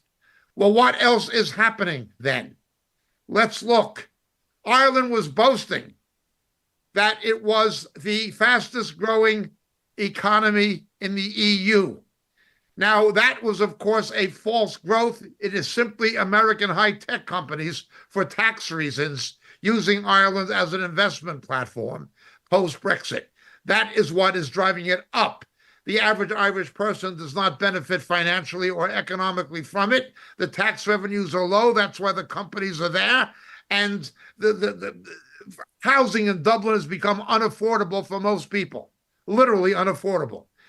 But they were looking at the overall bottom line figures, even though the figures don't reflect the real Irish economy. Well, that has all changed in the course of a couple of weeks. Now the Irish economy has gone into a nosedive in growth. I will bless them that bless thee and curse them that curse thee. God's judgment will come on Britain, it'll come on Norway, it'll come on Ireland, and if we don't get rid of Harris and Biden, it's going to come on the United States. Not that I'm endorsing Mr. Trump. I'm just praying that Harris does not get elected. It'll bring God's judgment. If this is what they're doing to Israel now before the election, what will they do after the election?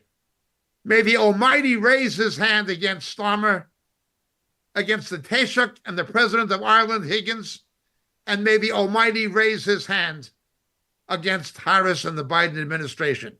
Because if his hand is not raised against them, his hand is going to come against Britain and against America. Guaranteed. Genesis 12, verse 3.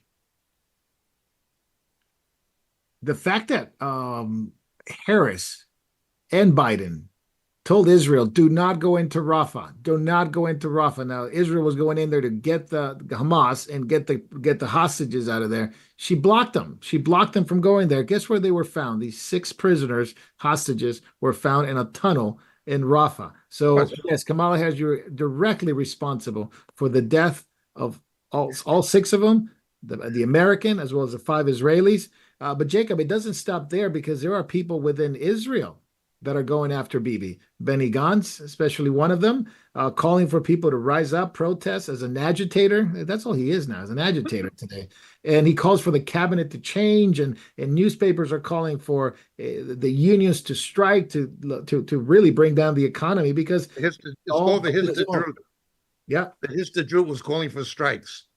The country has become divided politically, that is true, over the hostages. People want the hostages back, and that much is understandable. If these people were opposing Benjamin Netanyahu because October 7th happened on his watch, they would have a very legitimate political complaint. But that is not why they're protesting it. That is not why they are protesting it.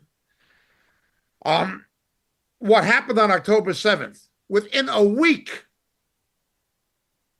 Harris and Biden were decrying the rise of Islamophobia.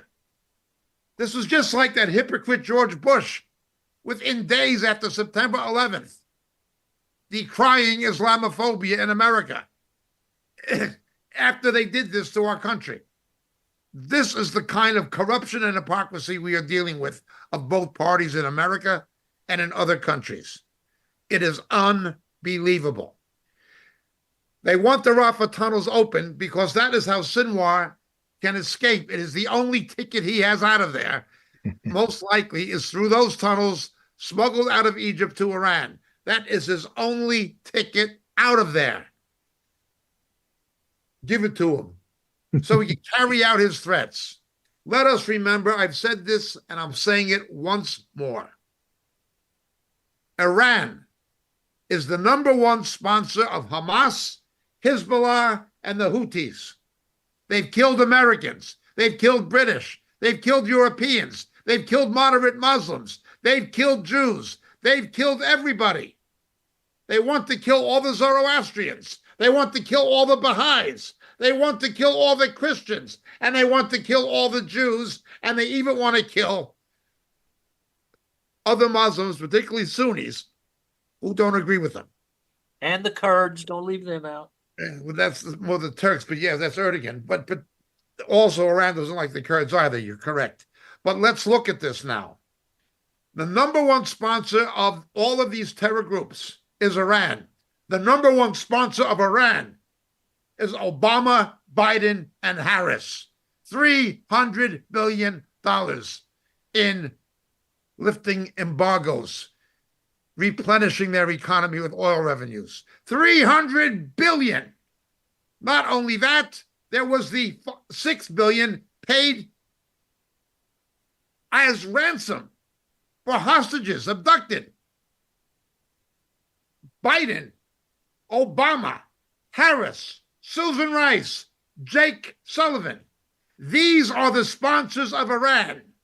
And Iran are the sponsors of Hezbollah, Hamas, and the Houthis. This is the reality. But there are enough stupid people who will plug their ears and close their eyes and vote on the basis of their emotional stupidity and idiocy instead of on the basis of fact. David Lister, the true sense of Hamas being the obstacle for peace, not Israel, not Netanyahu, not the government of Israel, but it's Hamas.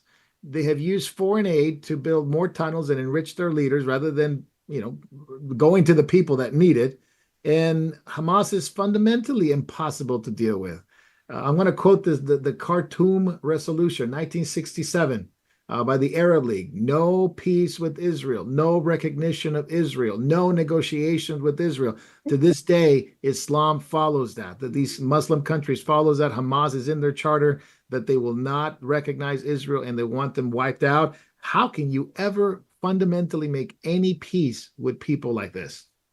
You can't make peace with them because at this point, they don't want any peace, because if they were to agree to a ceasefire or to a stoppage, they have no cause to fight for. And they know right now is their time, and they're continuing up the assault. They don't care if they all die. They're going to have others. And we're seeing videos around the world of open calls in even Western nations to rise up, O soldiers of Islam. You are the greatest fighters. We must march on Jerusalem and take it back.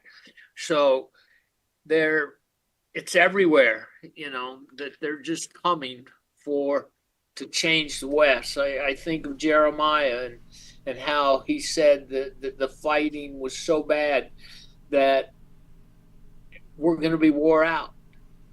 It doesn't look like it's going to stop. Maybe we can get a respite under Trump, but if somebody liberal replaces him, it's only going to get worse. They believe they have a divine mandate. Yeah. This is the insanity of it. It says a divine mandate to persecute, to help out the Jews, and of course, ultimately, believers. They say there's going to be more October 7th, and it is the policy of Harris and Biden to make sure it happens.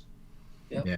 We forgot about the the Houthis killing all the Yazidis, and the constant rape of women and children and everything else, and killing them, the hundreds of them. If you were an old woman, they just buried you alive. I think they buried like 80 in one grave. That's Islam. Are you sure that's that now a crime.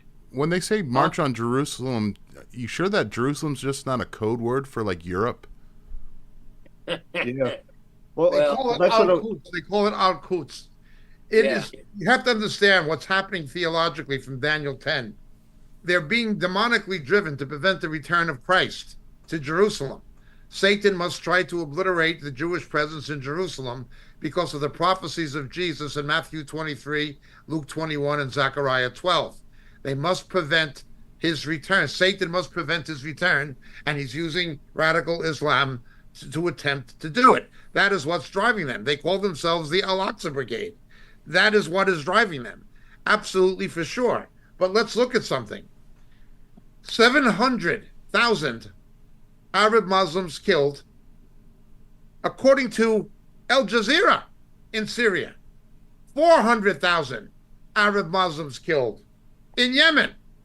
Yet Israel is the big problem. What they do to each other is irrelevant. The unbelievable dual standards and hypocrisy are unfathomable. It's all lies and hypocrisy. All.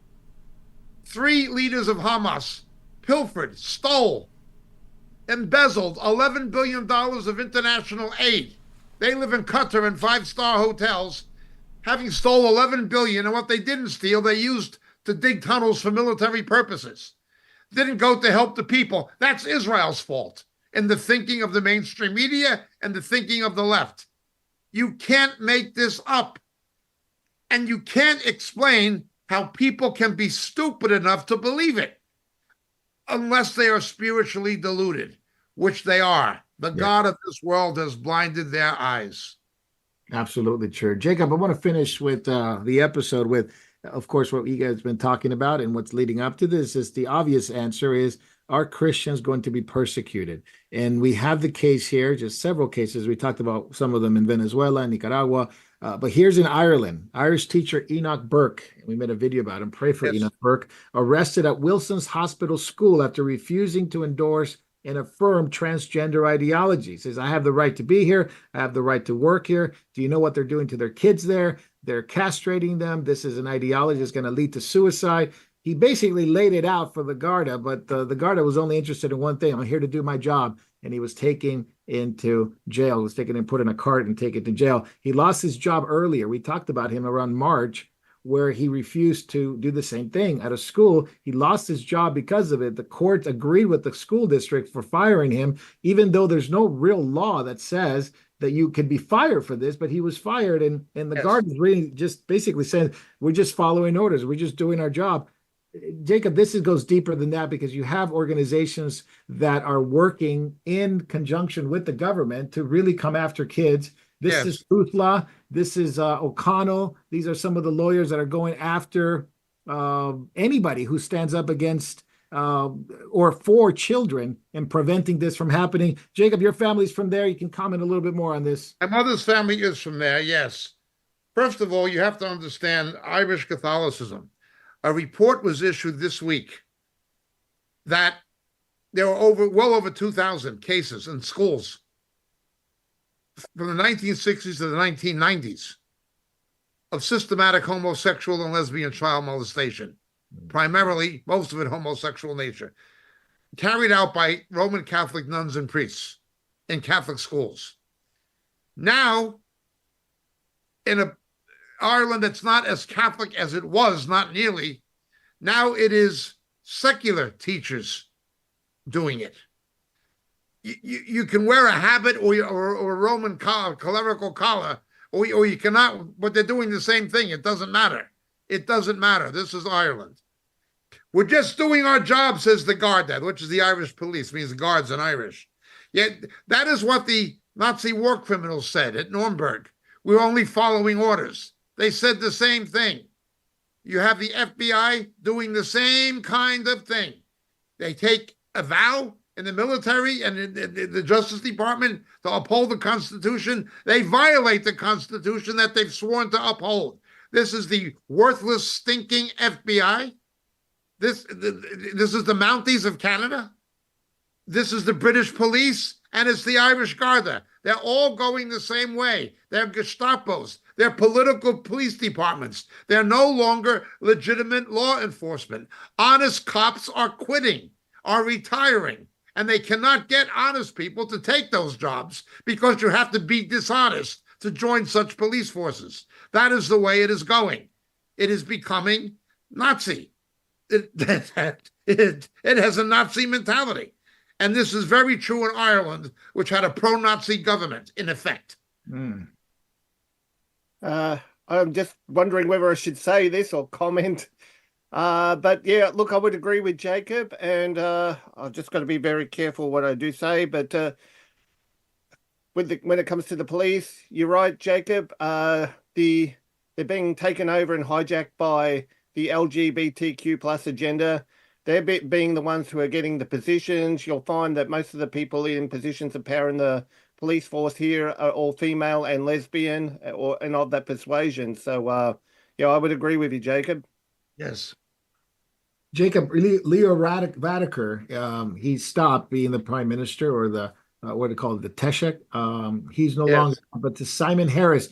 Now he is, perhaps a bit different than Varadkar, but nonetheless same policies. Same policies. Varadkar was a homosexual and a Hindu. Okay? Yeah. A homosexual and a Hindu. That was Varadkar. You changed the window dressing, but you got the same merchandise for sale in the shop. Yeah. That's it. And Higgins, the president of Ireland, is an abysmal figure. Oh, man. He's an abysmal, appalling figure. It's a terrible thing when you have Tesla's Child and Family Agency to protect. Yes. And they actually are endorsing it and putting big time lawyers. Yes, but it's like social services in England. Yep. Their ranks of their employees and staff were swelled with LGBTQ people. Man. Jacob, I don't know what the population in terms of percentage are Christians in Ireland in terms of born again Christians. In Northern Ireland, it's a higher percentage. Right. Perhaps 20%. In the Republic of Ireland, the Protestant population is probably less than 5%, and not all of those are born again. What is the prospect for believers in Northern Ireland? Ireland and Northern Ireland. I mean, you're facing some really Ireland, because of the clerical scandals and the child abuse and the pedophilia that was widespread and suppressed. When they found, like, just in back of one convent in Tuam in Ireland, the skeletons of about 800 babies, buried by the nuns and stuff. And the Garda reckons there's probably 10,000 on back of convents in Ireland. People know this. Every bishop in Ireland has been caught protecting sex criminal clergy at the expense of not protecting the children. The churches are empty, except for a handful of ridiculous old people who live in the past. The churches in Ireland are now empty. Unfortunately, Ireland as a whole is not turning to Christ. And probably most of the evangelical churches that are there have bought into the nonsense and the hype from the States. They don't have good doctrine. They don't have good doctrine at all. This is the problem. The other problem is evangelicism is just seen as Protestantism, and that is associated with British colonialism and the history of the Easter Uprising and the black and tans and the potato famine and things of this nature. So it's a prisoner of history as well. So the vacuum is being filled by secular godlessness, by just secular godlessness. A certain amount of growth of cults, certainly of New Age, but evangelicism is not replacing either Protestantism or Catholicism on a big scale. And most of the evangelical churches in Ireland are a joke, a handful of exceptions. Yeah, Conor McGregor wants to run for president there. I don't know if he's going to get a lot of votes for the UFC fighter, but he wants to be president of Ireland. There's a lot of people. I don't know what they have now. They said that a lot of people will vote for him. That's an interesting thing. But obviously, we're dealing with persecution. And then, of course, France, This is more, I'm just going to broaden the subject here, not just dealing with Protestant or born again Christians, but in terms of churches. People were complaining that France has terrible air pollution, and they were wondering what could have caused it. Now, there's been about 40 churches burned within the last, let's say, 10 months. Almost a church every couple of weeks burns in France. Yep. This week was what's the name of that church? It's the Immaculate something, Immaculate Conception. 1850. It was Yeah, that's right. And then Notre Dame Cathedral, all that. It's just on and on and on. And the authorities are concerned because they can't figure out who's doing it. Jacob, I don't think the nuns are doing it. I don't think they're burning their churches.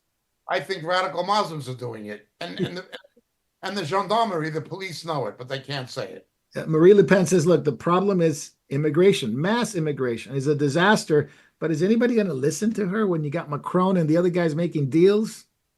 Listen, if people vote for the French left or the British left or the Democrats in America, and they are victimized, they have no right to complain about anything.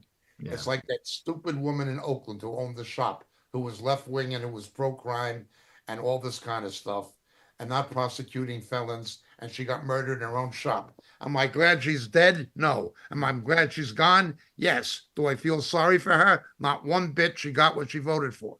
Well, Europe is like that. France is like that to the power of 10. France is like the Bay Area of San Francisco. That is what it's like. That is the predominant mentality of the French establishment and those who vote for the mainstream parties in France. It's like one big Bay Area. I want to bring it home here. Yeah, go ahead, David. Yeah, when I hear all of us talking and hear where this is going, and Matthew 24, 25 are just ringing in my ear. The first 3.5 years are marked by deception, persecution, and apostasy. Jacob talked about the low theology level in Europe there and other places. I've talked about it in the Far East. Pastors that are even teaching a true gospel have no depth to their theology. And so they go off easily. And then this rising persecution, it's coming against the Christian church. It's coming against true believers. The apostate church will bow a knee. And then you have the deception that is on top of all this. I mean, people should wake up that we are getting close. Yeah, I'm going to come back to that point, David, because I want to close out with that specific one. Go ahead, Davey. I just want to bring the point up. Yeah. One thing I've been thinking about too a little bit this week, and the Enoch Burke case kind of brought it home a little bit too to me, which we really do need to pray for him. But I noticed it says that they, when they bring you before courts and magistrates, it says, it doesn't say if they bring you before courts and magistrates. It says when. So I think it's, it's something that's we're all going to be facing, and probably maybe sooner than later, the way things are going. So I want to bring it home here to. Oh, go ahead, Jay. to Davey's point and David's point. First, they have to get rid of what you see, so they have to control the media. Second, they have to make sure you can't speak against them and mock them for what they're doing. So they got to get rid of free speech. Lastly, they have to take away any chance you have of defending yourself. So the infiltration of the police force and the confiscation of weapons. And the army, military. That is the end game. And that is why they have to hit all those check marks to be able to persecute the Christian church. Because otherwise, I want to bring it home to the last point. Yeah, go ahead, Jay. No, that's it. It's a sequence of events. The final point that I want to bring up is what's going on with a case in Michigan. 7 anti-abortion protesters back in 2020 were basically arrested for the FACE Act, which is basically you can't block. Basically, it's a conspiracy against the rights and freedoms of people that want an abortion, freedom of access to the clinic entrances. It began with Clinton, but you could see how it started in the late 90s or mid 90s to now. Now it's a felony, a conspiracy to basically work against people that want an abortion. So it's called the FACE Act, FACE. 7 people were arrested for that, and they were tried and they were found guilty, including, and it's obviously 7 of them. It's a horrible thing, but I want to focus on one person, Eva Adel, who is a Yugoslavian, German descent Yugoslavian, who survives. She's 89 years old. She survived the communist concentration camp under Tito and what they did. It was a horrific thing. Her family's a great story of redemption and how she came to Christ. And Jacob, I wanted to start with you. She's ready to die, she says. She cannot believe that after surviving Tito concentration camps and the communists, she came to the United States hoping for a better future, and she found it, but she found herself fighting against what she believed was the extermination of people, just like she endured, was to save babies. And she's fought for that for a long time. Now, never in her wildest dreams, she says she thought she would go to court and find herself guilty in America for trying to protect a life. Now, 89 years old, she's prepared to die. She's quoting great verses, in my opinion, in the interview that she saw from John 14, talking about following Jesus and his word. What do you make of this? This is unbelievable, and I don't know where the Republicans stand or Trump stands on this anymore. I'll take your first point first. People like Obama and Clinton and Harris and Biden should not be seen as morally any different than any other communist dictator. They may have been constitutionally restrained from going as far as they like or would have gone had they been able to do it, and they're trying to do it. But they're no different in terms of character. I have no more respect for Clinton than I do than I do for Tito. None. None. They're the same. Okay, godless people. Okay, that's to begin with. As to your second point, this is something that goes beyond shocking. Can you repeat your second point again? I just want to make sure I understood. Yeah, I in light of the fact that she's facing these charges and she's been sentenced, even if Trump wins, I don't know where he stands. I don't know well, Republicans concerning Mr. Trump, let's just look. As most of you know, I was not just disappointed, but somewhat appalled when he held his celebration of homosexuality, quote unquote, gay gala in Mar-a-Lago last year, attended by Harry Lake and these other Republicans. I was frankly appalled. That is the one thing, as I've said, Clinton had right. Don't ask, don't tell. There are people like Dave Rubin and Douglas Murray and other people who are homosexual, who I agree with politically, but they keep their sexual orientation to themselves. I don't agree with it, but I agree with their right to it, and they don't try to push it on other people. That somebody's sexual orientation, it's your business, keep it to yourself, okay? You don't have to talk about your personal sex life or preferences, okay? That is the one thing I agreed with Clinton about, okay? But Mr. Trump didn't. He celebrated it. Last week, he did 2 other things. You have a pro-life law in Florida, the heartbeat bill, 6 weeks gestation, supported by Governor Santos, who unfortunately lacked the charisma to get elected president, but I would have preferred him to be president instead of Mr. Trump, had he been electable. And there's a Soros-funded repeal, a bill to repeal this, to say, no, you have to abort a baby, even though it has a heartbeat at 6 weeks. Donald Trump has come out and he said, no, 6 weeks is too short. The fact that the baby has a beating heart, you should still be able to kill it, not just at 6 weeks when the heartbeat first is audible on a fetal heart monitor, but kill it even at a later date point in its gestation. This was Donald Trump. This is a pro-abortion. This is pro-abortion. He's no longer a pro-life candidate. Then he said he wants to legalize cannabis, recreational cannabis for people over the age of 21. I smoked cannabis incessantly for 8 years. I've never been in favor of its criminalization. for possession of small amounts. Never, never.